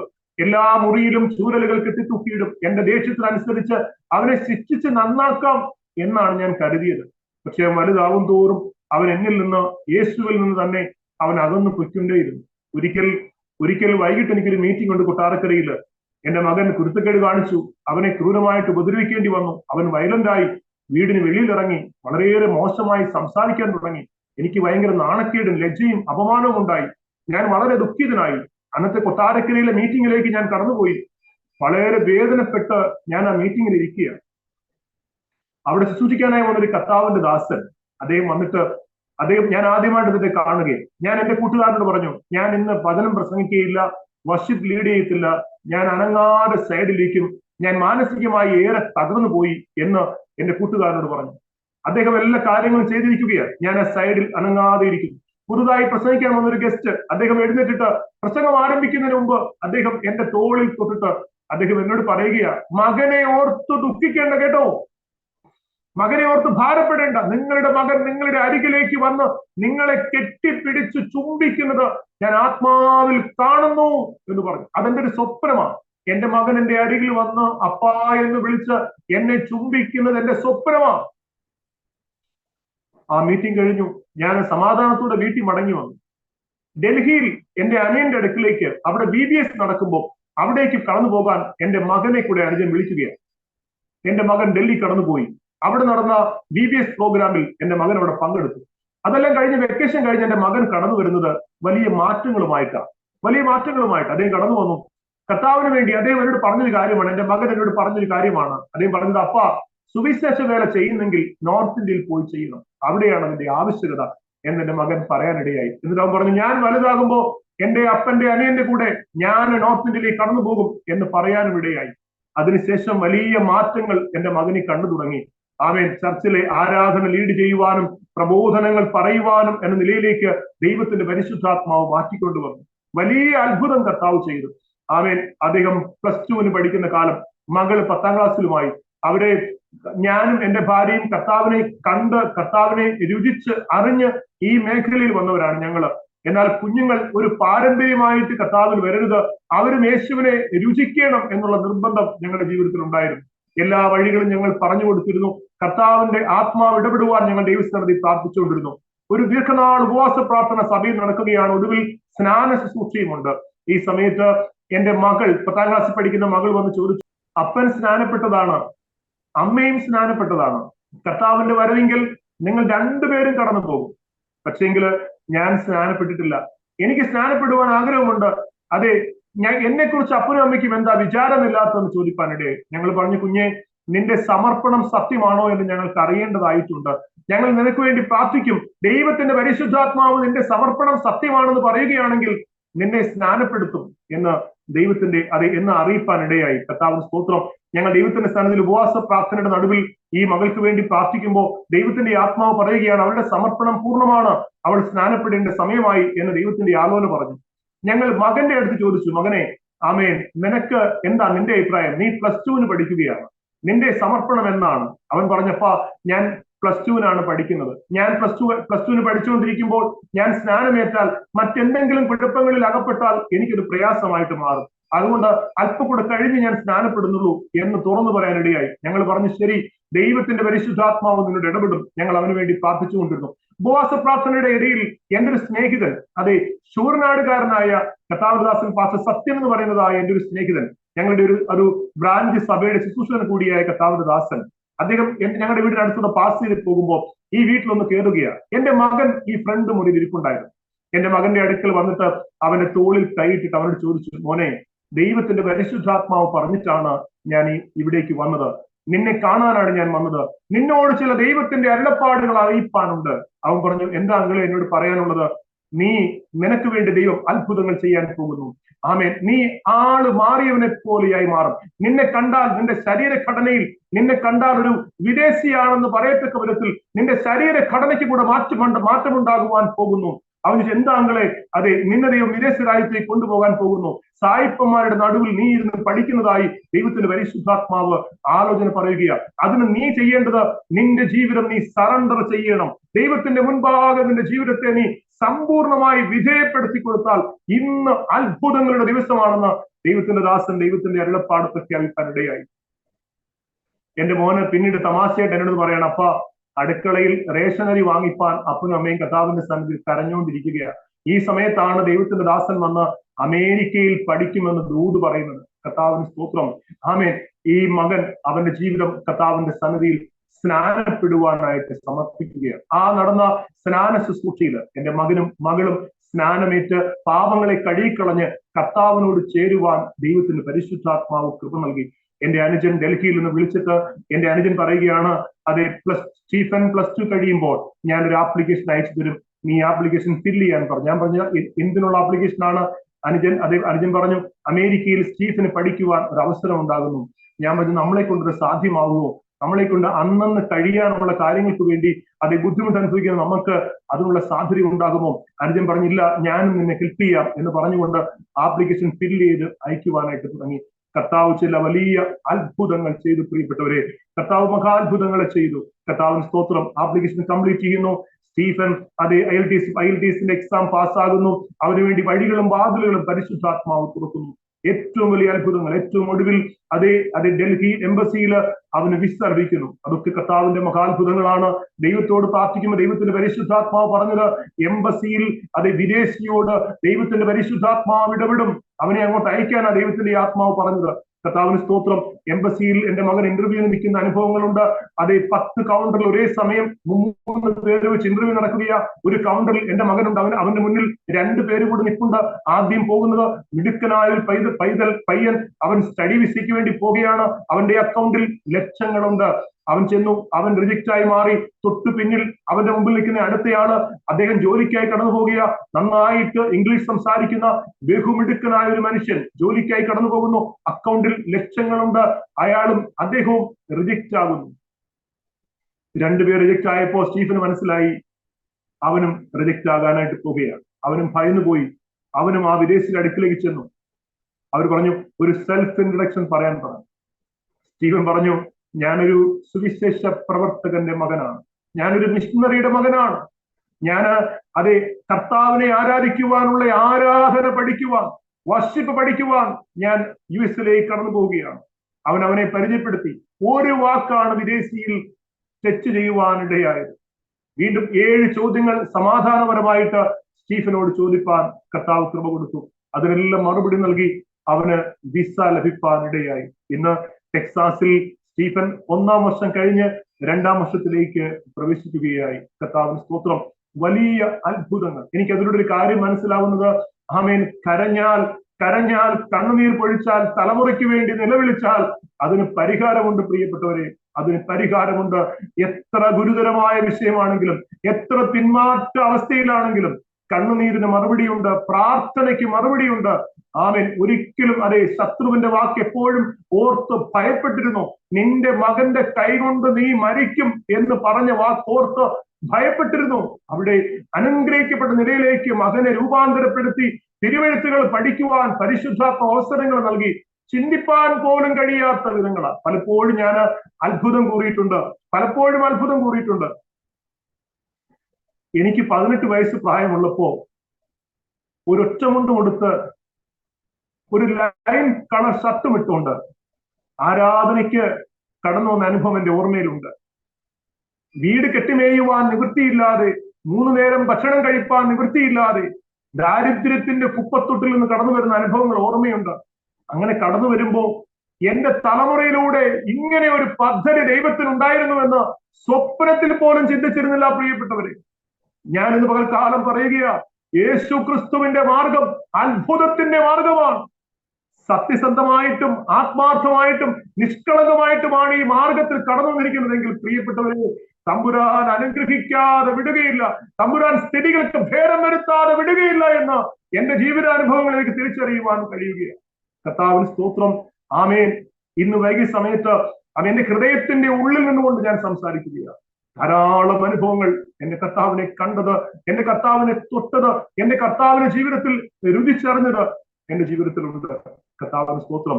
ഇത്രയും കാര്യങ്ങൾ ഞാൻ പ്രാരംഭത്തിൽ ആമേൻ കർത്താവിന്റെ സന്നിധിയില് അരോമ ടിവിയിലെ ബഹുമാന്യരായ പ്രേക്ഷകരോട് ഞാൻ പറയുന്നത്. കർത്താവിന് സ്തോത്രം. 1997 ജൂൺ 10 ഞാൻ സ്നാനമേറ്റ് എന്റെ കർത്താവിനോട് ചേർന്നത്. എനിക്ക് കാര്യങ്ങളൊക്കെ ഗ്രഹിപ്പാനും എന്നിലുള്ള എന്റെ ഉള്ളിൽ രൂപാന്തരങ്ങളൊക്കെ സംഭവിച്ചു. പക്ഷേങ്കില് എനിക്കൊരു ഭയം എന്റെ ജീവിതത്തിൽ ഉണ്ടായിരുന്നു. ഒരു ഭയം എന്ന് പറഞ്ഞു കഴിഞ്ഞാല് എന്റെ സംസ്കാരം വളരെ മോശമായിരുന്നു. ദേഷ്യം വന്നാൽ ചീത്തയല്ലാതെ ഈ നാവിൽ മറ്റൊന്നും വരുമായിരുന്നില്ല. ഒന്നുകൂടെ കറക്റ്റായിട്ട് പറയുകയാണെങ്കിൽ തിന്നാനും ചീത്ത പറയുവാനും വേണ്ടിയായി വായ ഉപയോഗിക്കുക. അത്രയ്ക്ക് സാംസ്കാരികപരമായി വളരെ പിന്നിലായിരുന്നു ഞാൻ. എന്റെ ഉള്ളിലെ ഭയം എന്ന് പറഞ്ഞു കഴിഞ്ഞാല് സ്നാനമേറ്റ് പാപങ്ങളെ കഴുകി കളഞ്ഞതിന് ശേഷം ഞാൻ പാർക്കുന്നത് എന്റെ സ്വദേശത്താണ്. ആ ജനതകളുടെ നടുവിൽ പാർത്തുകൊണ്ട് ഈ മാർഗം വിശുദ്ധിയുടേതാണെന്ന് എനിക്കറിയാം, ഈ മാർഗം പവിത്രമാണെന്നും എനിക്കറിയാം. ഇതിനെ 100% പവിത്രമായി ഇതിനെ പിന്തുടരുവാൻ കഴിയുമോ എന്നുള്ളതാണ് എന്റെ ഉള്ളിലെ ഭയം. ഞാന് യേശുവിലേക്ക് വന്നിട്ട് യേശുവിന്റെ നാമത്തിന് ഞാനൊരു അപമാനമായി മാറുമോ? എന്റെ ജാതിയാലുള്ള സ്വഭാവങ്ങൾ പലതുണ്ട്, എന്റെ ജന്മ സ്വഭാവങ്ങൾ പലതുണ്ട്, എന്റെ രക്തത്തിൽ കലർന്നിരിക്കുന്ന സ്വഭാവങ്ങൾ പലതുണ്ട്. ഇത് ജീവിതത്തിൽ നിന്ന് അകലണം. ഇത് ഏറ്റവും എന്നെ ഭയപ്പെടുത്തിയിരുന്ന കാര്യങ്ങളാണ്. കള്ളമേ പറയൂ, സത്യം പറയില്ല. ഒരു ദുരാത്മാവിന്റെ ബാധ പോലെ കള്ളമേ പറയത്തുള്ളൂ. അതുപോലെ കണ്ണ് പൈശാചികതകൾ നിറഞ്ഞ കണ്ണാണ്. കർത്താവിന് സ്തോത്രം. അപ്പൊ ഈ എന്നിൽ കർത്താവിന് സ്തോത്രം യേശു കർത്താവിലേക്ക് വന്നു എനിക്ക് ആകമാനം ഒരു രൂപാന്തരം ഉണ്ടാകുമോ? ഇതാണ് എന്റെ ജീവിതത്തിലെ ഭയമായിട്ട് എന്നെ പിന്തുടർന്നത്. കർത്താവിന് സ്തോത്രം. ഞാൻ ചിന്തിക്കുകയാണ്, പല കാര്യങ്ങൾക്ക് വേണ്ടിയും പല ഭൗതിക നേട്ടങ്ങൾക്ക് വേണ്ടിയൊക്കെ മനുഷ്യൻ ഉപവസിക്കാറും പ്രാർത്ഥിക്കാറുമുണ്ട്. എന്റെ ജീവിതത്തിൽ ആദ്യമായി ഉപവസിക്കുന്നത് എന്റെ ചീത്തവിളി മാറാൻ വേണ്ടി, എന്റെ നാവിലെ ദൈവത്തെ സ്തുതിക്കുന്ന ഈ നാവിൽ നിന്ന് ആമേൻ അശുദ്ധമായ വാക്കുകൾ മാറാൻ വേണ്ടി ഞാൻ ജീവിതത്തിൽ ആദ്യമായിട്ട് ഉപവസിക്കാനായിട്ട് തുടങ്ങി. കർത്താവിന് സ്തോത്രം. എന്റെ കണ്ണിൽ നിന്ന് കാമാർത്തി മാറിപ്പോകുവാണ് ഞാൻ ഉപവസിച്ചു തുടങ്ങിയത്. കർത്താവിന് സ്തോത്രം. എന്റെ ഹൃദയത്തിലെ ദുശ്ചിന്തകൾ മാറിപ്പോകുവാണ് ഞാൻ ഉപവസിച്ചു തുടങ്ങിയത്. എന്റെ കർത്താവിനെ ശുദ്ധീകരിച്ച് ഞാൻ ഭയപ്പെട്ടിരുന്ന സകല കാര്യങ്ങൾക്കും ദൈവത്തിന്റെ പരിശുദ്ധാത്മാവ് എനിക്ക് വിടുതൽ നൽകി. അതെന്റെ കർത്താവ് ചെയ്ത ഏറ്റവും വലിയ അനുഭവങ്ങളാണ്. കർത്താവിന് സ്തോത്രം. ആമേൻ. ഞാൻ നേരത്തെ പറഞ്ഞിരുന്നല്ലോ, കർത്താവിന്റെ എല്ലാ കാര്യങ്ങളും ചോദിക്കും. കൊട്ടാരക്കരയിലെ ഒരു സഭയുടെ ശുശ്രൂഷകനായിട്ട് ഞാൻ കർത്താവിന്റെ വേല ചെയ്യുന്ന സമയത്ത് ഞങ്ങൾ പാർക്കുന്ന വീട്ടിൽ നിന്ന് 2 കിലോമീറ്ററോളം നടക്കണം. 2 ചെറിയ കുഞ്ഞുങ്ങളാണ്. 2 കുഞ്ഞുങ്ങളെ എടുത്തുകൊണ്ട് 2 കിലോമീറ്റർ നടന്ന് ബസ് സ്റ്റോപ്പിൽ വന്ന് അവിടെ നിന്ന് ബസ് കയറി കൊട്ടാരക്കരയ്ക്ക് വരണം. കൊട്ടാരക്കര വന്നിട്ട് 1 കിലോമീറ്ററോളം വീണ്ടും നടക്കണം. ചർച്ചിലേക്ക് പോകണം. അവിടെ ചെന്ന് ആരാധന നടത്തണം. ആരാധന കഴിഞ്ഞ് വീണ്ടും അപ്പോഴേ കുഞ്ഞുങ്ങളൊക്കെ ഉറങ്ങിയിട്ടുണ്ടാവും. വീണ്ടും കുഞ്ഞുങ്ങളെ എടുത്തുകൊണ്ട് 1 കിലോമീറ്റർ നടന്ന് കൊട്ടാരക്കര സ്റ്റാൻഡിൽ വന്ന് അവിടെ നിന്ന് ബസ് കയറി ഞങ്ങൾ പാർക്കുന്ന ദേശത്തിറങ്ങി വീണ്ടും 2 കിലോമീറ്റർ കുഞ്ഞുങ്ങളെ ഇവിടെ തോളിലിട്ട് ഇങ്ങനെ നടന്നു പോകുമ്പോൾ ഞാൻ കർത്താവിനോട് പറഞ്ഞൊരു കാര്യമാണ്. ദൈവത്തിന് ബുദ്ധി പറഞ്ഞു കൊടുത്തതല്ല, കർത്താവിന്റെ വാസത്തിൽ പറഞ്ഞതാ. ദൈവം ഒരു വണ്ടി, ഒരു 2 വീലർ കർത്താവ് തന്നിരുന്നെങ്കിൽ വളരെ നന്നായിരുന്നു. എന്റെ ജീവിതത്തിൽ 2 വീലർ കിട്ടാനുള്ള ഏറ്റവും നല്ല സമയമായത്. എന്റെ കർത്താവ് എന്നെ സഹായിക്കണം എന്ന് ദൈവത്തിനോട് പ്രാർത്ഥിച്ച് പറഞ്ഞുകൊണ്ട് നടക്കുക. വീട്ടിൽ ചെല്ലുമ്പോൾ കണ്ട കാഴ്ച, എന്റെ ഒരു സ്നേഹിതൻ ഞങ്ങളുടെ വീട്ടിൽ ഇരിപ്പുണ്ട്. എന്നെ തിരക്കി വന്നതാ. ഞങ്ങൾ അദ്ദേഹത്തെ ഭവനത്തിൽ സ്വീകരിച്ചു. ഞാൻ പറഞ്ഞു, എന്താ വന്നത്? അതെ, ഞാനൊരു പുതിയ ബിസിനസ്സുമായിട്ട് വന്നതാണ്.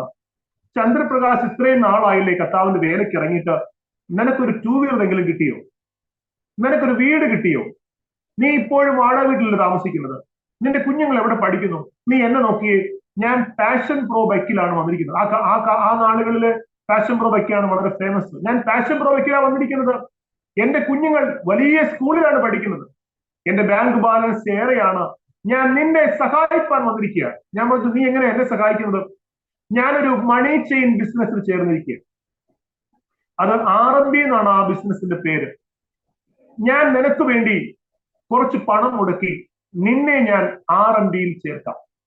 നിനക്ക് വേണ്ടി ഞാൻ വർക്ക് ചെയ്ത് നിന്റെ കീഴിൽ ആളെ ചേർത്ത് ഞാൻ നിന്നെ പണക്കാരനാക്കാം. ഞാൻ വളരെ ക്ഷമയോടെ അദ്ദേഹം പറഞ്ഞ കാര്യങ്ങളെല്ലാം കേട്ടിരുന്നു. സാധാരണഗതിയിൽ ഇങ്ങനെയുള്ള കാര്യങ്ങൾ സാധാരണ കേൾക്കാൻ മെനക്കെടാറില്ല ഞാൻ. പക്ഷേ ഇതൊരു കൂട്ടുകാരനായതുകൊണ്ടും അവോയ്ഡ് ചെയ്യാൻ പറ്റാത്തത് കൊണ്ടും ക്ഷമയോടെ ഞാനത് കേട്ടിരുന്നു. ഏറ്റവും ഒടുവിൽ ഞാൻ പറഞ്ഞു, സ്നേഹിത, RMBയിൽ ചേർന്ന് ആഹാരത്തിനുള്ള വക കണ്ടെത്താനല്ല കർത്താവ് പറഞ്ഞത്, അധ്വാനിച്ച് കണ്ടെത്താനാണ് പറഞ്ഞത്. അതുകൊണ്ട് നമ്മുടെ രണ്ടുപേരുടെയും വഴികൾ രണ്ടും വ്യത്യസ്തമാണ്. താങ്കൾ കിഴക്കോട്ടാ പോകുന്നെങ്കിൽ ഞാൻ പടിഞ്ഞാറോട്ടാ പോവുക. നമ്മൾ തങ്ങളിൽ യാതൊരു ചേർച്ചയുമില്ല. ഞാൻ നിനക്ക് വേണ്ടി പ്രാർത്ഥിക്കാം, ഞാൻ നിന്റെ മാനസാന്തരത്തിന് വേണ്ടി പ്രാർത്ഥിക്കാം എന്ന് പറഞ്ഞ് ഞാൻ ആ സഹോദരന് വേണ്ടി പ്രാർത്ഥിച്ചു. കർത്താവിന്റെ സന്നദ്ധിയിൽ കണ്ണുനീരോടെ, ദൈവമേ, ഒരു ബൈക്ക് കിട്ടിയാൽ അത് കിട്ടാനുള്ള സമയം ഇതാണെന്നും പറഞ്ഞ് ദൈവത്തോട് പ്രാർത്ഥിച്ചു വരുമ്പോഴാണ് ഒരു വെളിച്ചദൂതൻ വീട്ടിൽ പ്രത്യക്ഷനായിരിക്കും. ആ സഹോദരന്റെ മാനസാന്തരത്തിന് വേണ്ടി പ്രാർത്ഥിച്ച ആ സഹോദരന്റെ യാത്ര അയച്ചിട്ട് അന്ന് രാത്രി ഞാനും എന്റെ ഭാര്യയും ഞങ്ങൾ ദൈവസ്ഥയിൽ തീരുമാനമെടുത്തു. ജീവിതകാലം മുഴുവൻ നടന്നുപോയാണ് കർത്താവിന്റെ വേല ചെയ്യുവാൻ ദൈവം പദ്ധതി ഇട്ടിരിക്കുന്നതെങ്കിൽ ഞങ്ങൾ സന്തോഷത്തോടെ അത് ചെയ്യും. ഞങ്ങൾ ഇനി പരാതി പറയത്തില്ല, ഞങ്ങൾ ഇനി പരിഭവങ്ങൾ പറയില്ല. പിശാചിനെ നമസ്കരിച്ചുള്ള ഒരു അനുഗ്രഹം ഞങ്ങൾക്ക് വേണ്ടേ എന്ന് ഞങ്ങൾ തീരുമാനമെടുക്കുകയാണ്. ചില ദിവസം കഴിയുമ്പോൾ കുണ്ട്രയ്ക്ക് സമീപം നെടുമ്പായിക്കുളം എന്ന സ്ഥലത്ത് ഒരു ശുശ്രൂഷയ്ക്കായിട്ട് എനിക്ക് അവസരം ഉണ്ടാകുന്നു. ഞാൻ അവിടെ കടന്നുപോയി പ്രസംഗിച്ച് മടങ്ങി വരുമ്പോൾ ആ മീറ്റിംഗിലേക്ക് വിളിച്ച കർത്താവിന്റെ ദാസൻ എന്നോട് പറഞ്ഞു, പ്രകാശന് ഒരു ബൈക്ക് ഉണ്ടായിരുന്നെങ്കിൽ എത്ര നന്നായിരുന്നു, ഞാൻ കുറച്ച് ക്യാഷ് തരട്ടെ ബൈക്ക് വാങ്ങിക്കാൻ. ഞാൻ തീർച്ചയായിട്ടും തരാമെന്ന് പറഞ്ഞു. അദ്ദേഹം കുറച്ച് ക്യാഷ് എനിക്ക് തന്നു. ഞാൻ പറഞ്ഞു, ഈ ക്യാഷിന് ബൈക്ക് വാങ്ങിക്കാൻ പറ്റില്ല, എന്റെ കയ്യിൽ കാശ് വെച്ചേക്കാനും പറ്റത്തില്ല. അപ്പൊ ഞാൻ പറഞ്ഞു, ഈ ക്യാഷ് ഞാൻ കൊണ്ടുപോയി വേറൊരു കൂട്ടുകാരനെ ഏൽപ്പിക്കാമെന്ന് പറഞ്ഞു. അദ്ദേഹത്തെ ഏൽപ്പിച്ചു. അപ്പൊ ആ കൂട്ടുകാരൻ പറഞ്ഞു, നിനക്കൊരു ബൈക്ക് വാങ്ങിക്കാൻ കുറച്ച് ക്യാഷ് തരാൻ വേണ്ടി ഞാൻ കാത്തിരിക്കുകയായിരുന്നു, ഞാൻ കുറച്ച് ക്യാഷ് ആക്കി തരട്ടെ എന്ന് പറഞ്ഞു. അങ്ങനെ ആ മനുഷ്യൻ ആ കാലഘട്ടങ്ങളിൽ Hero Honda Passion Pro bike വാങ്ങിക്കാനായിട്ട് 62,000 രൂപ എന്റെ കയ്യിൽ ഏൽപ്പിക്കുകയായിരുന്നു. കർത്താവ് ഞങ്ങൾക്ക് നൽകിയ, ആദ്യമായി കർത്താവ് ഞങ്ങൾക്ക് തരുന്നൊരു വാഹനമാണ് ദൈവത്തിന്റെ മഹാത്ഭുതങ്ങൾ. അതെ, ഞാൻ ചിന്തിക്കുകയായിരുന്നു, ഈ കർത്താവിന് പദ്ധതിയുണ്ട് ബൈക്ക് തരുവാൻ, കർത്താവിന് പദ്ധതിയുണ്ട്. ഈ പദ്ധതി പിശാചിന് തിരിച്ചറിയാമായിരുന്നിരിക്കണം. കാരണം അതുകൊണ്ടാണ് ഇങ്ങനെ ഒരു ഓഫറുമായി പിശാച് എന്റെ മുമ്പിൽ പ്രത്യക്ഷമായത്.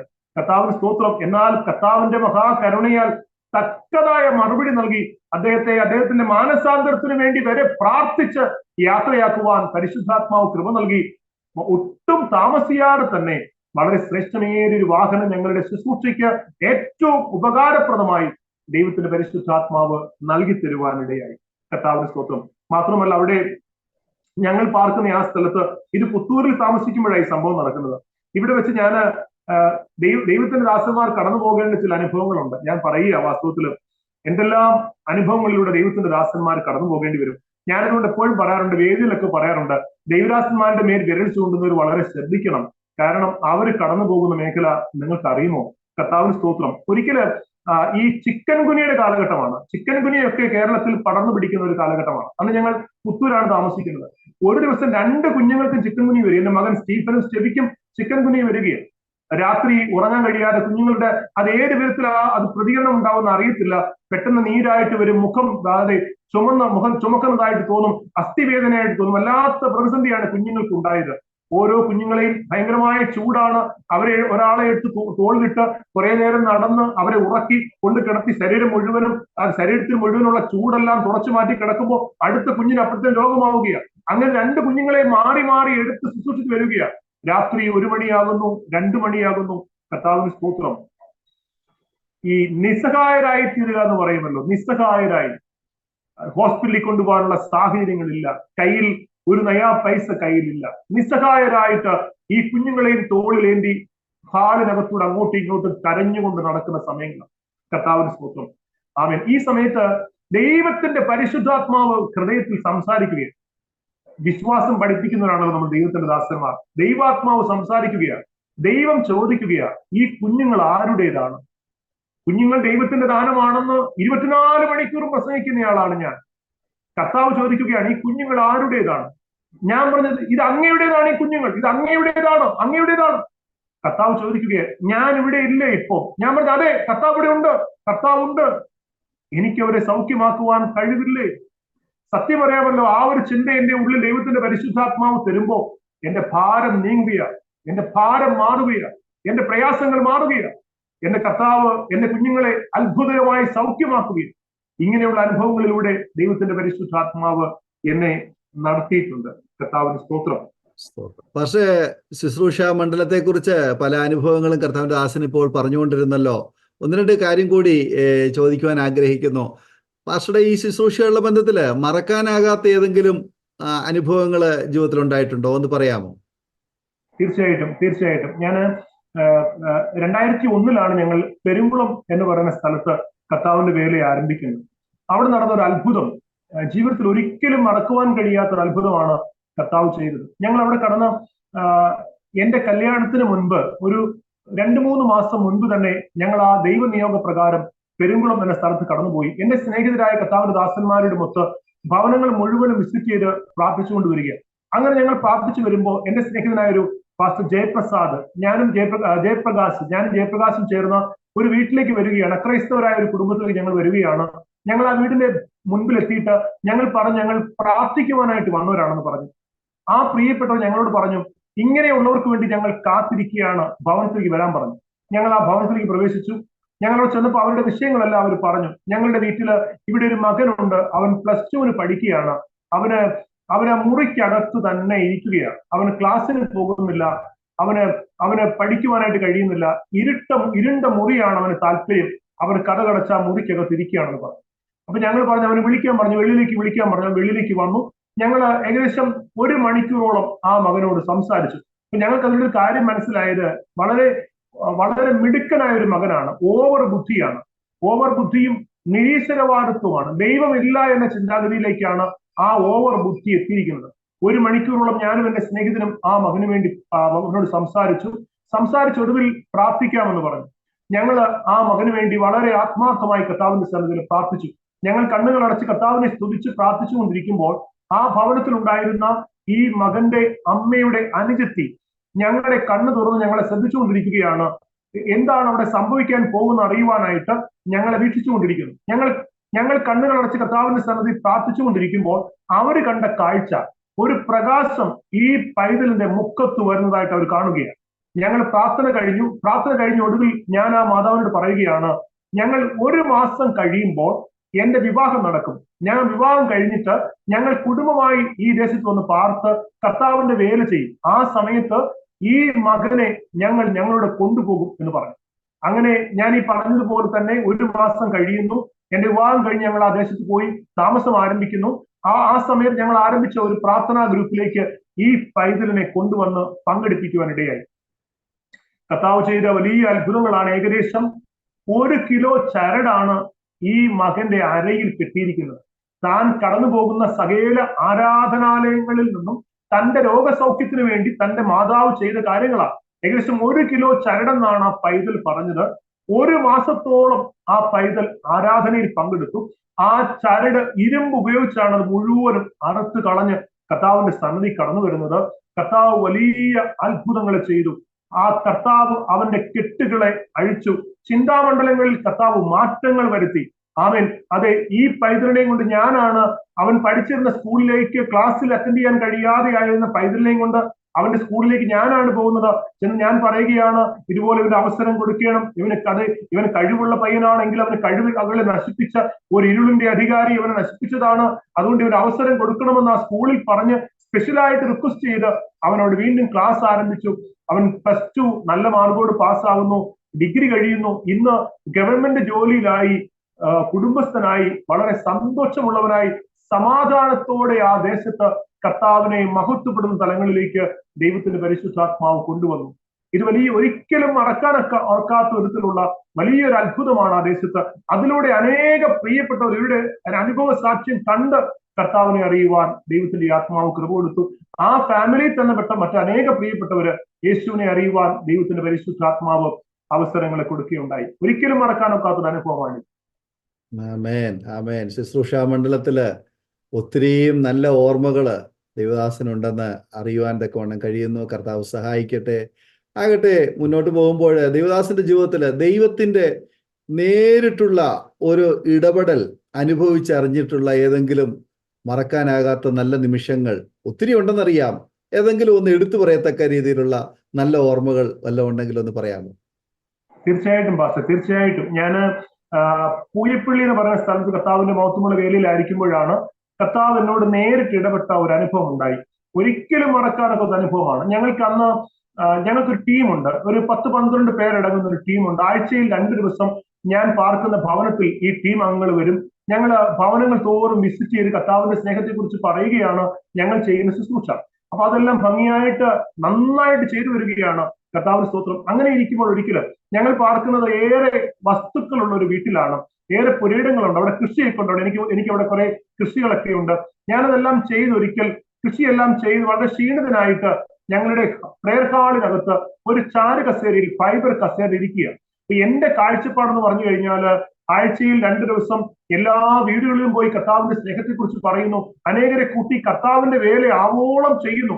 അപ്പൊ കർത്താവിന്റെ ഒരു ഇടപെടൽ ഉണ്ടായാൽ, കർത്താവിന്റെ ഒരു സാന്നിധ്യം ഉണ്ടായാൽ, വാസ്തവത്തിൽ കർത്താവ് തോളിൽ തട്ടിയിട്ട് അതെ സബാഷ് മിടുക്കൻ, നീ എല്ലാം നന്നായി ചെയ്യുന്നു എന്നൊരു പ്രതീക്ഷയാ വാസ്തവത്തിൽ എന്റെ ഹൃദയത്തിലുള്ളത്. എന്നാൽ കർത്താവിന് സ്തോത്രം, ഞാൻ ആ ഫൈബർ കസേരയിൽ ചാരി ഞാൻ ഇങ്ങനെ ഉറങ്ങാൻ കിടക്കുകയാണ്. ഞാൻ ഉറങ്ങിയിട്ടില്ല. ചുറ്റുപാടെല്ലാം എനിക്ക് വ്യക്തമായ ബോധ്യമുണ്ട്. ഞാൻ അങ്ങനെ കിടക്കുന്ന സമയത്ത് എന്റെ അടുക്കൽ ഒരാൾ വന്ന് നിൽക്കുകയാണ്. ഞാൻ നന്നായിട്ട് അറിയുന്നു എന്റെ അടുക്കൽ ഒരാൾ നിൽപ്പുണ്ട്. എന്റെ കാതുകളിൽ വളരെ മൃദുസ്വരത്തിൽ എന്നോട് സംസാരിക്കുകയാണ്. ആ ശബ്ദമിത എന്നോട് ഇങ്ങനെയാ പറഞ്ഞത്, ഞാൻ ആഗ്രഹിക്കത്തക്ക വിധത്തിലൊരു ആത്മീയ വളർച്ച നിന്നിൽ കാണുന്നില്ല എന്നൊരു ശബ്ദം എന്റെ മുൻപിൽ കടന്നു വന്ന് എന്റെ കാതുകളിൽ മൃദുസ്വരത്തിൽ കേൾപ്പിക്കുകയാണ്. ഞാന് ഫൈബർ ചാരുകസേരയിൽ കിടന്ന ഞാന് നിലവിളിച്ചുകൊണ്ട് മുട്ടുകുത്തി നിലത്ത് വീഴുകയാണ്. എന്നിട്ട് മാറത്തടിച്ച് നിലവിളിക്കുകയാണ്. വാസ്തവമായി ഞാൻ പ്രതീക്ഷിച്ചത് എന്റെ തോളിൽ കൈവച്ചിട്ട്, മകനെ സബാഷ്, നീ മിടുക്കനാണ്, നീ എന്റെ വേല വളരെ ഭംഗിയായി ചെയ്തുകൊണ്ടിരിക്കുന്നു എന്നൊരു അഭിനന്ദനമാണ് വാസ്തവത്തിൽ ഞാൻ പ്രതീക്ഷിച്ചത്. പക്ഷേങ്കിൽ എന്റെ ജീവിതത്തിലെ എന്റെ കുറവുകളെ വെളിപ്പെടുത്തിക്കൊണ്ട് ഞാൻ ആഗ്രഹിക്കുന്ന തലങ്ങളിലേക്ക് നീ ഇതുവരെയും വന്നില്ല എന്ന വാക്ക് കേട്ടപ്പോ ചങ്ക് തകർന്നു പോയി. കർത്താവിന്റെ സന്നിധി വീണു, നിലവിളിച്ചു, അനുദപിച്ചു, ദൈവത്തോട് പ്രാർത്ഥിച്ചു. ഒരിക്കലും മറക്കാനൊക്കാത്തൊരു അനുഭവമാണ് കർത്താവിന്റെ അരികിൽ വന്ന് എന്നോട് സംസാരിച്ചത്. ആ കർത്താവിന്റെ ശബ്ദത്തിന് ഞാൻ പരിഹാരവും വരുത്തി. കുറവുകൾ വെളിപ്പെടുത്തുക മാത്രമല്ല, അതിന് പരിഹാരവും വരുത്തി. എന്റെ ജീവിതത്തിന്റെ ബലഹീനതകളെ കണ്ടെത്തി ദൈവം ആഗ്രഹിക്കുന്ന തലങ്ങളിലേക്ക് എത്തിച്ചേരുവാനും എന്റെ കർത്താവ് എനിക്ക് വലിയ ഭാഗ്യം തന്നു. ഒരിക്കലും മറക്കാനൊക്കാത്ത ഒരു ജീവിത അനുഭവമാണിത്. വ്യക്തിപരമായി കർത്താവിന്റെ ആ ഒരു സ്പർശനം, ആ ഒരു ഇടപെടല് അനുഭവിച്ച ഒരു വ്യക്തി എന്ന നിലയിൽ കർത്താവിന് വേണ്ടി ഏറെ പിന്നെയും മുന്നോട്ട് ശക്തമായി യാത്ര ചെയ്യുവാൻ, കർത്താവിന് വേണ്ടി പ്രയോജനപ്പെടുവാൻ ദൈവദാസനെ സഹായിക്കട്ടെ. ആകട്ടെ, ഒരു കാര്യം ഞാൻ ഇടയ്ക്ക് ചോദിക്കട്ടെ. ആ ഇളയ സഹോദരനെ കുറിച്ച് നേരത്തെ പറഞ്ഞു, അദ്ദേഹം ഇപ്പോൾ കർത്താവിന് വേണ്ടി വളരെ പ്രയോജനപ്പെട്ടുകൊണ്ടിരിക്കുന്ന ഒരു ദൈവദാസനാണ്. അപ്പോൾ തന്നെ മൂത്ത സഹോദരനെ കുറിച്ചൊന്ന് സൂചിപ്പിച്ചിരുന്നു, എന്നാൽ അദ്ദേഹത്തെ കുറിച്ചുള്ള വിശദമായിട്ടൊന്നും പറഞ്ഞില്ല. എന്തെങ്കിലും അല്പം കൂടി ഒന്ന് പറയാമോ? തീർച്ചയായിട്ടും എന്റെ മൂത്ത സഹോദരനെ കുറിച്ച് ഞങ്ങൾക്ക് ഏറെ പ്രതീക്ഷയായിരുന്നു. ഞങ്ങളുടെ സഹോദരനെ കുറിച്ച് എന്റെ അനുജന്റെ മാനസാന്തരത്തിന് വേണ്ടി പ്രാർത്ഥിക്കുമ്പോഴൊക്കെ ജ്യേഷ്ഠന്റെ മാനസാന്തരവും ഞങ്ങളുടെ പ്രധാനപ്പെട്ട പ്രാർത്ഥനാ വിഷയങ്ങളാണ്. ഞങ്ങളുടെ 3 മക്കളില് ഏറ്റവും മിടുക്കനാണ് ഞങ്ങളുടെ ജ്യേഷ്ഠൻ. ഏറ്റവും മിടുക്കനും ഏറ്റവും കഴിവുള്ള ആളുമാണ് പുള്ളിക്കാരൻ. പക്ഷേങ്കില് പിശാച് തന്ത്രപരമായിട്ടാണ് അദ്ദേഹത്തെ കവർന്നെടുത്തുകൊണ്ട് പോയത്. കർത്താവിന് സ്തോത്രം, ആമേൻ. അദ്ദേഹത്തിന്റെ മാനസാന്തരത്തിന് വേണ്ടി വളരെ കണ്ണുനീരോടുകൂടെ ഞങ്ങൾ ദൈവത്തിന്റെ സന്നിധിയിൽ പ്രാർത്ഥനയിലായിരുന്നു. ആമേൻ. എന്നാൽ അദ്ദേഹത്തെ പിശാച് കംപ്ലീറ്റ് നമ്മുടെ കയ്യിൽ നിന്ന് കൊണ്ടുപോയി. അദ്ദേഹം ഇടയ്ക്ക് മാനസാന്തരപ്പെടുകയും കർത്താവിന്റെ സന്നിധി വരികയും അദ്ദേഹത്തിനെ ബൈബിൾ കോളേജിൽ പഠിക്കുവാനായിട്ട് ഞാൻ കൊണ്ടുപോയതുമാണ്. ബൈബിൾ കോളേജ് അദ്ദേഹത്തെ കൊണ്ടാക്കിയതാണ്. പക്ഷേങ്കിൽ ഞങ്ങൾ പാർക്കുന്ന ദേശത്തെ ഏറ്റവും വലിയ സുവിശേഷ വിരോധി, അദ്ദേഹത്തിന്റെ കൂട്ടുകാരൻ കൂടിയായ മനുഷ്യൻ അദ്ദേഹത്തിന്റെ സെമിനാരിയിൽ ചെന്ന് അദ്ദേഹത്തെ സെമിനാരിയിൽ നിന്ന് കൂട്ടിക്കൊണ്ടുപോയി മദ്യഷാപ്പിലേക്ക് കൊണ്ടുപോയി മദ്യം കുടിപ്പിച്ച് അദ്ദേഹം അങ്ങനെ വിട്ടുപോവുകയാണ് ചെയ്തത്. ഏറ്റവും ഒടുവിൽ എന്റെ ജ്യേഷ്ഠന്റെ ജീവിതം വളരെ ഒരു ദുരന്തമായിട്ടാണ് അവസാനിക്കുന്നത്. ജ്യേഷ്ഠനെ കുറിച്ച് പറയുമ്പോൾ അദ്ദേഹത്തിന്റെ വളരെ ചെറിയ പ്രായത്തില് ബോംബെയിലേക്ക് പോയിട്ട് 1.25 ലക്ഷം രൂപയ്ക്ക് ആ കാലഘട്ടങ്ങളിൽ തന്റെ ഒരു കിഡ്നി വിറ്റ് ആ പണം ബാങ്കിലിട്ട് അത് മദ്യപിച്ച് ആ പണം തീർത്ത മനുഷ്യനാണ്. എന്നാൽ ഏറ്റവും ഒടുവിൽ അദ്ദേഹം ഈ ബൈബിൾ കോളേജിൽ തന്നെ പിന്മാറിപ്പോയിട്ട് ആത്മഹത്യ ചെയ്ത് ഭൂമിയിൽ നിന്ന് മാറ്റപ്പെടുന്ന അനുഭവമാണ് ജ്യേഷ്ഠന്റെ ജീവിതത്തിൽ ഉണ്ടായത്. ഞങ്ങൾക്കെല്ലാം വളരെ ദുഃഖത്തിന്മേൽ ദുഃഖമായി മാറിയ ഒരു അനുഭവമാണ് എന്റെ ജ്യേഷ്ഠന്റേത്. ഞങ്ങൾ വളരെയേറെ പരിശ്രമിച്ചതാണ് ജ്യേഷ്ഠനെ വിശ്വാസത്തിൽ കൊണ്ടുവരുവാനും കർത്താവിന്റെ ശുശ്രൂഷകന്മാരായി മാറുവാനും. ഞങ്ങളൊക്കെ പ്രതീക്ഷിച്ചിരുന്നു ഞങ്ങളെക്കാളൊക്കെ അധികമായി കർത്താവിന്റെ വേലയിൽ എന്റെ സഹോദരൻ വ്യാപൃതനാകും എന്ന് ഞങ്ങൾ പ്രതീക്ഷിച്ചിരുന്നു. പക്ഷേങ്കില് സുവിശേഷ വിരോധിയായ ഒരു മനുഷ്യൻ അദ്ദേഹത്തിന്റെ ബലഹീനത മനസ്സിലാക്കി തന്റെ ബൈബിൾ സെമിനാരിയിലെത്തി അദ്ദേഹത്തെ അവിടുന്ന് കൊണ്ടുപോയി മദ്യപിപ്പിച്ച് ഈ മാർഗത്തെ എന്നേക്കുമായി ഉപേക്ഷിക്കത്തക്ക വിധത്തിൽ ചെയ്ത കാര്യങ്ങളുമുണ്ട്. അത് ഓർക്കുമ്പോൾ ഇന്ന് ഞങ്ങൾക്ക് വേദനയും ദുഃഖവുമുണ്ട്. ഓക്കെ, അപ്പോൾ തന്നെ ചോദിക്കട്ടെ, കുടുംബത്തിൽ നിന്ന് മറ്റാരെങ്കിലും വിശ്വാസത്തിലേക്ക് വരാനിടയായി തീർന്ന സാഹചര്യങ്ങൾ വല്ലതും ഉണ്ടായിട്ടുണ്ടോ? പ്രിയപ്പെട്ടവരാരെങ്കിലും? എന്റെ അമ്മ വിശ്വാസത്തിലാണ്, എന്റെ അനുജൻ വിശ്വാസത്തിലാണ്, എന്റെ അപ്പച്ചിയുടെ ഒരു മകൻ വിശ്വാസത്തിലാണ്. എന്റെ ബന്ധുക്കളിൽ പലരും വിശ്വാസത്തിലേക്ക് വരാൻ കർത്താവ് ഇടയാക്കിയിട്ടുണ്ട്. ഇപ്പോഴും പലരും വിശ്വാസത്തിലേക്ക് വന്നുകൊണ്ടിരിക്കുന്നു.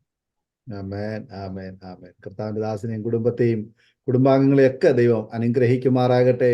ആകട്ടെ, അരോമ ടിവിയിലെ പ്രേക്ഷകരോട് ദൈവദാസൻ എന്താണ് പറയാൻ ആഗ്രഹിക്കുന്നത്? അതുപോലെ തന്നെ ഇപ്പോൾ ദൈവദാസൻ ചെയ്തുകൊണ്ടിരിക്കുന്ന ശുശ്രൂഷയെ കുറിച്ച് ഒന്ന് രണ്ട് വാക്കുകൾ ഒന്ന് പറയാം. ആമേൻ. ഞങ്ങൾക്ക് ഇന്ത്യ ഒട്ടാകെയുള്ള ഒരു മിഷൻ വർക്കാണ് ഞങ്ങൾ ആഗ്രഹിക്കുന്നത്. പ്രത്യേകിച്ച് ഞങ്ങൾക്ക് ഗോസ്പൽ ഫോർ ഇന്ത്യ മിനിസ്ട്രീസ് എന്ന പേരില് ഒരു പ്രാർത്ഥന പോരാളികളുടെ ഒരു ഗ്രൂപ്പ് ഉണ്ട്. ഇന്ത്യയിലെ മിഷൻ ഫീൽഡുകൾ സന്ദർശിക്കുന്ന, ഞങ്ങളാൽ കഴിയോളം അവരെ സഹായിക്കുന്ന ഒരു ടീം പ്രവർത്തനമാണ് ഇപ്പോൾ നടന്നു വരുന്നത്. രാവിലെ എല്ലാ ദിവസവും പ്രഭാതത്തിൽ 4:30 ഗോസ്പൽ ഫോർ ഇന്ത്യ മിനിസ്ട്രീസിലെ പ്രാർത്ഥനാ പോരാളികൾ ഒരുമിച്ച് കൂടി ഇന്ത്യയിലെ 28 സംസ്ഥാനങ്ങളെയും 8 കേന്ദ്ര ഭരണ പ്രദേശങ്ങളെയും 780 ജില്ലകളെയും ഓർത്തുകൊണ്ട്, എല്ലാ ഭരണ തലവന്മാരെയും ഓർത്തുകൊണ്ട് വളരെ ശക്തമായിട്ട് പ്രാർത്ഥിച്ചുകൊണ്ടിരിക്കുന്നു. കൂടാതെ ഗൾഫ് കൺട്രീസിനെ ഓർത്തുകൊണ്ട്, ആഫ്രിക്കൻ രാജ്യങ്ങളെ ഓർത്തുകൊണ്ട്, വെസ്റ്റേൺ കൺട്രീസ്, ഭൂമിയിലുള്ള സകല മനുഷ്യരെയും ഓർത്തുകൊണ്ട് അതിശക്തമായിട്ട് കർത്താവിന്റെ സന്നിധിയിൽ പ്രാർത്ഥനയിൽ പോരാടുന്ന ഒരു പ്രാർത്ഥനാ ഗ്രൂപ്പ് ദൈവത്തിന് പരിശുദ്ധാത്മാവ് നൽകിയിട്ടുണ്ട്. പിന്നത്തേതിൽ വരുന്ന ആളുകളിൽ ഇതിന്റെ വിശാലതയിലേക്ക് ദൈവം ഇതിനെ കൊണ്ടുവരുമ്പോൾ ഇന്ത്യ ഒട്ടാകെയുള്ള അല്ലെങ്കിൽ ലോകത്തിന്റെ വിവിധ രാജ്യങ്ങളിൽ നിലനിൽക്കുന്ന ഒരു മിഷൻ കേന്ദ്രമായ, മിഷൻ പ്രവർത്തനമായിട്ട് ഇത് മാറണം. അതാണ് ഞങ്ങളുടെ പ്രാർത്ഥനയും ഞങ്ങളുടെ ആഗ്രഹവും.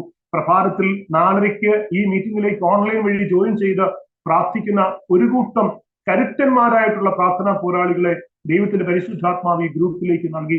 അത് ഞങ്ങളുടെ വലിയ സന്തോഷവും അനുഗ്രഹവുമാണ്.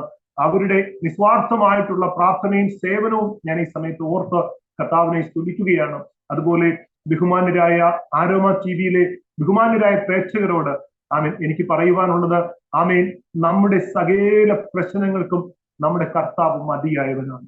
നമ്മുടെ യേശുവിന്റെ പാതയിൽ മനുഷ്യൻ ഇന്ന് അനുഭവിക്കുന്ന സകല പ്രശ്നങ്ങൾക്കും പരിഹാരമുണ്ട് പ്രിയപ്പെട്ടവരെ. അതുകൊണ്ട് ഭയപ്പെടരുത്, അതുകൊണ്ട് വ്യാകുലചിത്തരായി പോകരുത്. കർത്താവ് നല്ലവനാണ്. എനിക്ക് എന്റെ ആയുസ്സിൽ ഞാൻ ഏറ്റവും കൂടുതൽ സംസാരിച്ചിട്ടുള്ള വാക്ക് ഇതാണ്: ദൈവം നല്ലവനാണ്, ദൈവം നല്ലവനാണ്. എന്റെ ഹൃദയത്തിന്റെ ഉള്ളിൽ നിന്ന് ഞാൻ നിങ്ങളോട് പറയുക, ഈ കർത്താവ് നല്ലവനാണ്. സകല കാര്യങ്ങൾക്കും ഈ ദൈവത്തിൽ നമുക്ക് ആശ്രയം വെക്കാനായിട്ട് കഴിയും. തന്നെ കാത്തിരിക്കുന്ന ഒരുത്തനും ഒരു നാളും ലജിച്ചു പോകുകയില്ല എന്നാണ് തിരുവെഴുത്തിൽ എഴുതിയിരിക്കുന്നത്. അതുകൊണ്ട് പ്രിയമുള്ളവരെ, ഈ കർത്താവിൽ ആശ്രയം വെപ്പ്. ദൈവത്തിന്റെ പരിശുദ്ധാത്മാവ് നമ്മെ എല്ലാവരെയും സഹായിക്കുകയും അനുഗ്രഹിക്കുകയും ചെയ്യുമാറാകട്ടെ. ആമേൻ. ഒരു വ്യത്യസ്തമായ ജീവിത പശ്ചാത്തലത്തിൽ ഒരു കുടുംബത്തിൽ ജനിച്ച് രണ്ടാമത്തെ മകനായി ജനിച്ച് വളർന്നു. ഒരു ജീവിതത്തിൽ ഒരു സമാധാനമില്ലാതെ, സന്തോഷമില്ലാതെ പിതാവിൻ്റെ ക്രൂര മർദ്ദനം ഏറ്റുവാങ്ങി വേണ്ടതുപോലെ കഴിക്കുവാൻ ആഹാരമോ ധരിക്കുവാൻ വസ്ത്രമോ നല്ല നിലയിൽ ഒരു ജീവിതം, ഒരു ബാല്യകാലം എന്ന് പറയാൻ ഇല്ലാത്ത ആ ഒരു കാലഘട്ടത്തിൽ നിന്ന് എങ്ങനെയൊക്കെയോ പഠിച്ച് വളർന്ന് മിടുക്കനായി കർത്താവിനെ കണ്ടുമുട്ടുവാനിടയായി തീർന്നു. എന്നാൽ ജീവിതത്തിൽ സമാധാനമില്ലാതെ അറിഞ്ഞ ആ ഒരു അറിവനുസരിച്ച് പൂജകളും അതുപോലെ മന്ത്രവാദവും തീർത്ഥാടനവും വെടിവഴിപാടും മറ്റു പല ആചാരങ്ങളും അനുഷ്ഠാനങ്ങളും ഒക്കെ ചെയ്ത് സമാധാനമില്ലാത്ത, സ്വസ്ഥതയില്ലാതെ ജീവിച്ചിരുന്നതായ ആ ഒരു കാലഘട്ടം. എന്നാൽ അതിൽ നിന്നും വ്യത്യസ്തമായി കർത്താവായ യേശു ക്രിസ്തുവിനെ ജീവിതത്തിൽ കണ്ടുമുട്ടുവാനിടയായി തീർന്നപ്പോൾ അതൊരു ടേണിംഗ് പോയിന്റ് ആയി മാറുകയായിരുന്നു. ആ യേശു ജീവിതത്തിലേക്ക് കടന്നു വന്നു കഴിഞ്ഞപ്പോൾ ആ അറിഞ്ഞ ആ വെളിച്ചം, ആ അറിഞ്ഞ സത്യം മറ്റുള്ളവരുമായി പങ്കുവയ്ക്കുവാനും കുടുംബാംഗങ്ങളുമായി പങ്കുവയ്ക്കുവാനും അവരും ആ സന്തോഷത്തിലേക്ക് വരണം എന്നുള്ള ആഗ്രഹം കൊണ്ട് ഇളയ സഹോദരനെ തേടിപ്പോകുന്നു, മൂത്ത സഹോദരനെ തേടിപ്പോകുന്നു, കുടുംബത്തിലെ മറ്റു പ്രിയപ്പെട്ടവരെ തേടിപ്പോകുന്നു. അവരെയൊക്കെ ആ സ്നേഹത്തിലേക്ക്, ആ കൂട്ടായ്മയിലേക്ക് കൊണ്ടുവരുന്നു. ജീവിതത്തിന്റെ യാഥാർത്ഥ്യങ്ങളിലൂടെ കടന്നു പോകുമ്പോൾ പല പ്രതിസന്ധികളുടെ ഒക്കെ നടുവില് പല വെല്ലുവിളികളെയും അഭിമുഖീകരിക്കേണ്ടതായി വന്നു. എങ്കിലും അതിനെയൊക്കെ അതിജീവിച്ച് മുന്നേറുവാൻ കർത്താവിന്റെ ദാസനെ, കുടുംബത്തെ ദൈവം സഹായിച്ചുകൊണ്ടിരിക്കുന്നു എന്നറിഞ്ഞതിൽ വളരെ സന്തോഷമുണ്ട്. കർത്താവിന്റെ ദാസനെയും കുടുംബത്തെ, ശുശ്രൂഷകളെയും കർത്താവ് ധാരാളം അനുഗ്രഹിക്കുമാറാകട്ടെ. പ്രത്യേകിച്ച് കർത്താവിന്റെ വചനവും സാക്ഷ്യവും നിമിത്തവും ജീവിതത്തിൽ നേരിട്ടിട്ടുള്ളതായ എല്ലാ പീഡനങ്ങൾക്കും പ്രതിഫലമായി ഉയരത്തിലെ ദൈവം തക്ക സമയത്ത് എല്ലാവിധ കൂലിയും പ്രതിഫലവും തന്നെ അനുഗ്രഹിക്കാൻ ദൈവം വിശ്വസ്തനായി ഉണ്ട് എന്നുള്ളതായ പ്രതീക്ഷയോടെ, പ്രത്യാശയോടെ യാത്രയും കർത്താവിന്റെ ദാസനെ ദൈവം സഹായിക്കട്ടെ. അരോമ ടിവിയിലെ പ്രേക്ഷകർക്ക് ആമേൻ ഈ സാക്ഷ്യം കേൾക്കുമ്പോൾ ആമേൻ നിങ്ങളുടെ ജീവിതത്തിലും ഒരുപക്ഷെങ്കിൽ പല ചോദ്യങ്ങൾക്കുള്ള മറുപടി ഇതിനോട് കിട്ടിക്കാണുമെന്ന് ഞാൻ വിശ്വസിക്കുന്നു. ആമേൻ. നിങ്ങൾക്ക് ഈ സാക്ഷ്യം അനുഗ്രഹമായി തീർന്നുവെങ്കിൽ തീർച്ചയായിട്ടും ആമേൻ ഇത് മറ്റുള്ള പ്രിയപ്പെട്ടവർ കൂടി ഷെയർ ചെയ്ത് കൊടുത്ത് അവരും കേട്ട് അനുഗ്രഹിക്കപ്പെടേണ്ടതിന് ആമേന് ഇതിൽ പങ്കാളിത്തം വഹിപ്പാൻ ഞാൻ നിങ്ങളെ ഓർപ്പിക്കുന്നു. കർത്താവ് നമ്മെ സഹായിക്കുമാറാകട്ടെ. ഞങ്ങൾ നിങ്ങൾക്ക് വേണ്ടി പ്രാർത്ഥിക്കാം. നിങ്ങൾ ഏത് പശ്ചാത്തലത്തിലായിരുന്നാലും അവിടെ നിങ്ങളെ സ്നേഹിക്കുന്ന, നിങ്ങളെ സഹായിപ്പാൻ കഴിവുള്ള ഒരു യേശു ഉണ്ട് എന്നുള്ള കാര്യം ഞങ്ങൾ ഒരു പ്രാവശ്യം കൂടി ഓർപ്പിച്ചുകൊള്ളുന്നു. നിങ്ങൾ കണ്ണുകൾ അടയ്ക്കൂ, നമുക്ക് ഒരുമിച്ച് പ്രാർത്ഥിക്കാം. നിങ്ങളുടെ പ്രശ്നം എത്ര വലുതായിരുന്നാലും, നിങ്ങളുടെ സാഹചര്യം എത്ര പ്രതികൂലമായിരുന്നാലും സഹായിപ്പാൻ കഴിവുള്ള ഒരു ദൈവം നിങ്ങളുടെ അടുക്കൽ ഉണ്ട് എന്നുള്ള ഉറച്ച വിശ്വാസത്തോടെ കണ്ണുകളെ അടച്ച് പ്രാർത്ഥിക്കുമ്പോൾ കർത്താവിന്റെ ദാസൻ ചന്ദ്രപ്രകാശ് ഒരു നിമിഷം അരോമ ടിവിയിലെ പ്രേക്ഷകർക്ക് വേണ്ടി പ്രാർത്ഥനയിൽ സഹായിക്കും. പരിശുദ്ധ പിതാവേ, ഞങ്ങളങ്ങേ സ്തുതിക്കുന്നു, ഞങ്ങളങ്ങേ മഹത്വപ്പെടുത്തുന്നു. നാഥ, ഈ മനോഹരമായ സമയം അവിടുത്തെ മക്കളാകുന്ന ഞങ്ങൾ ഒരു മനസ്സോട് ഞങ്ങളുടെ പിതാവിന് അരികിലേക്ക് വരികയാണ്. അരോമ ടിവിയിലെ ബഹുമാന്യരായ പ്രേക്ഷകരെ മുഴുവൻ കർത്താവിന്റെ പൊന്നുകരങ്ങളിൽ ഞങ്ങൾ ഇന്ന് പകൽക്കാലം സമർപ്പിച്ച് പ്രാർത്ഥിക്കുകയാണ്. എന്റെ കർത്താവ് സഹായിക്കണമേ നാഥ. കർത്താവെ, ഭാരപ്പെട്ട് കർത്താവെ അങ്ങയുടെ പാതയിൽ ആരെങ്കിലും ആയിരിക്കുന്നെങ്കിൽ, വിവിധ വിഷയങ്ങളിൽ വ്യാകുലരായിട്ട് ആരെങ്കിലും അങ്ങയുടെ പാതയിലായിരിക്കുന്നെങ്കിൽ നാഥ, ഇന്ന് പകലിൽ അങ്ങയുടെ കുഞ്ഞുങ്ങളെ സഹായിക്കണം. ഹൃദയങ്ങളെ അറിയുന്ന കർത്താവ്, ഞാൻ നിങ്ങളെ ഒരു നാളും അനാഥരായി വിടുകയില്ല എന്ന് അരുളി ചെയ്ത കർത്താവ്, ഞാനോ ലോകാവസാനത്തോളം എല്ലാ നാളും നിങ്ങളുടെ കൂടെ ഉണ്ടെന്ന് അരുളി ചെയ്ത കർത്താവ്, അവിടുത്തെ മക്കളെ സഹായിക്കണം. ആരെങ്കിലും രോഗത്താൽ ഭാരപ്പെടുന്നവരുണ്ടെങ്കിൽ അങ്ങയുടെ കുഞ്ഞുങ്ങളെ ഇന്ന് പകൽക്കാലം കർത്താവ് തൊട്ട് സൗഖ്യമാക്കണമേ കർത്താവേ. സമാധാനമില്ലാതെ ആരെങ്കിലും വ്യാകുലരാകുന്നെങ്കിൽ എന്റെ കർത്താവ് ഹൃദയം നിറയെ സമാധാനത്താൽ അവിടുത്തെ മക്കളെ നിറയ്ക്കേണ്ടതിന് പ്രാർത്ഥിക്കുന്നു നാഥ. ഇന്ന് പകലിൽ ഒരത്ഭുതം എന്റെ കർത്താവ് അവിടുത്തെ മക്കൾക്കായി ചെയ്യേണ്ടതിന് പ്രാർത്ഥിക്കുന്നു. ജോലിയില്ലാതെ ഭാരപ്പെടുന്നവരുണ്ടെങ്കിൽ ഞങ്ങൾ അവരെ ഓർക്കുന്നു കർത്താവേ. മാതാപിതാക്കൾ കുഞ്ഞുങ്ങളുടെ മടങ്ങിവരവനായി കരയുന്നവരുണ്ടെങ്കിൽ ദൈവമേ, ഞങ്ങൾ ഈ പകൽക്കാലം ഒരു മനസ്സോടെ ആ പ്രിയപ്പെട്ടവർക്കായി പ്രാർത്ഥിക്കുകയാണ്. തലമുറയ്ക്ക് വേണ്ടി കരയുന്ന പ്രിയപ്പെട്ടവർ ഞങ്ങൾ ഈ സമയത്ത് ഓർക്കുന്നു നാഥ. എന്റെ കർത്താവ് സഹായിക്കണം. അരോമ ടിവിയിലെ സകല പ്രേക്ഷകരെയും ഞങ്ങൾ യേശു കർത്താവിന്റെ പൊന്നുകരങ്ങളിൽ സമർപ്പിച്ച് പ്രാർത്ഥിക്കുകയാണ്. എന്റെ കർത്താവ് എല്ലാവരെയും അനുഗ്രഹിച്ചാട്ടെ. അവിടുത്തെ കരങ്ങളിലേക്ക് വയ്ക്കുന്നു. ബഹുമാന്യനായ കർത്തദാസൻ പാസ്റ്റർ ഡാനിയൽ ജോൺ അവറുകളെ ഞങ്ങൾ യേശു കർത്താവിന്റെ കരങ്ങളിൽ വയ്ക്കുന്നു. അവിടുത്തെ ദാസനിലൂടെ പരിശുദ്ധാത്മാവ് ചെയ്തെടുക്കുന്ന മഹനീയമായ ശുശ്രൂഷകൾക്കായി സ്തോത്രം. തന്റെ ശുശ്രൂഷകളെ മാനിക്കണം, തന്റെ കുടുംബത്തെ മാനിക്കണമേ കർത്താവേ. താൻ ദൈവകൃപയിൽ ആശ്രയിച്ച് ചെയ്യുന്ന സകല പ്രവർത്തന മണ്ഡലങ്ങളുടെ മേലും കർത്താവിന്റെ സാന്നിധ്യം ഉണ്ടാകേണ്ടതിനായി പ്രാർത്ഥിക്കുകയാണ്.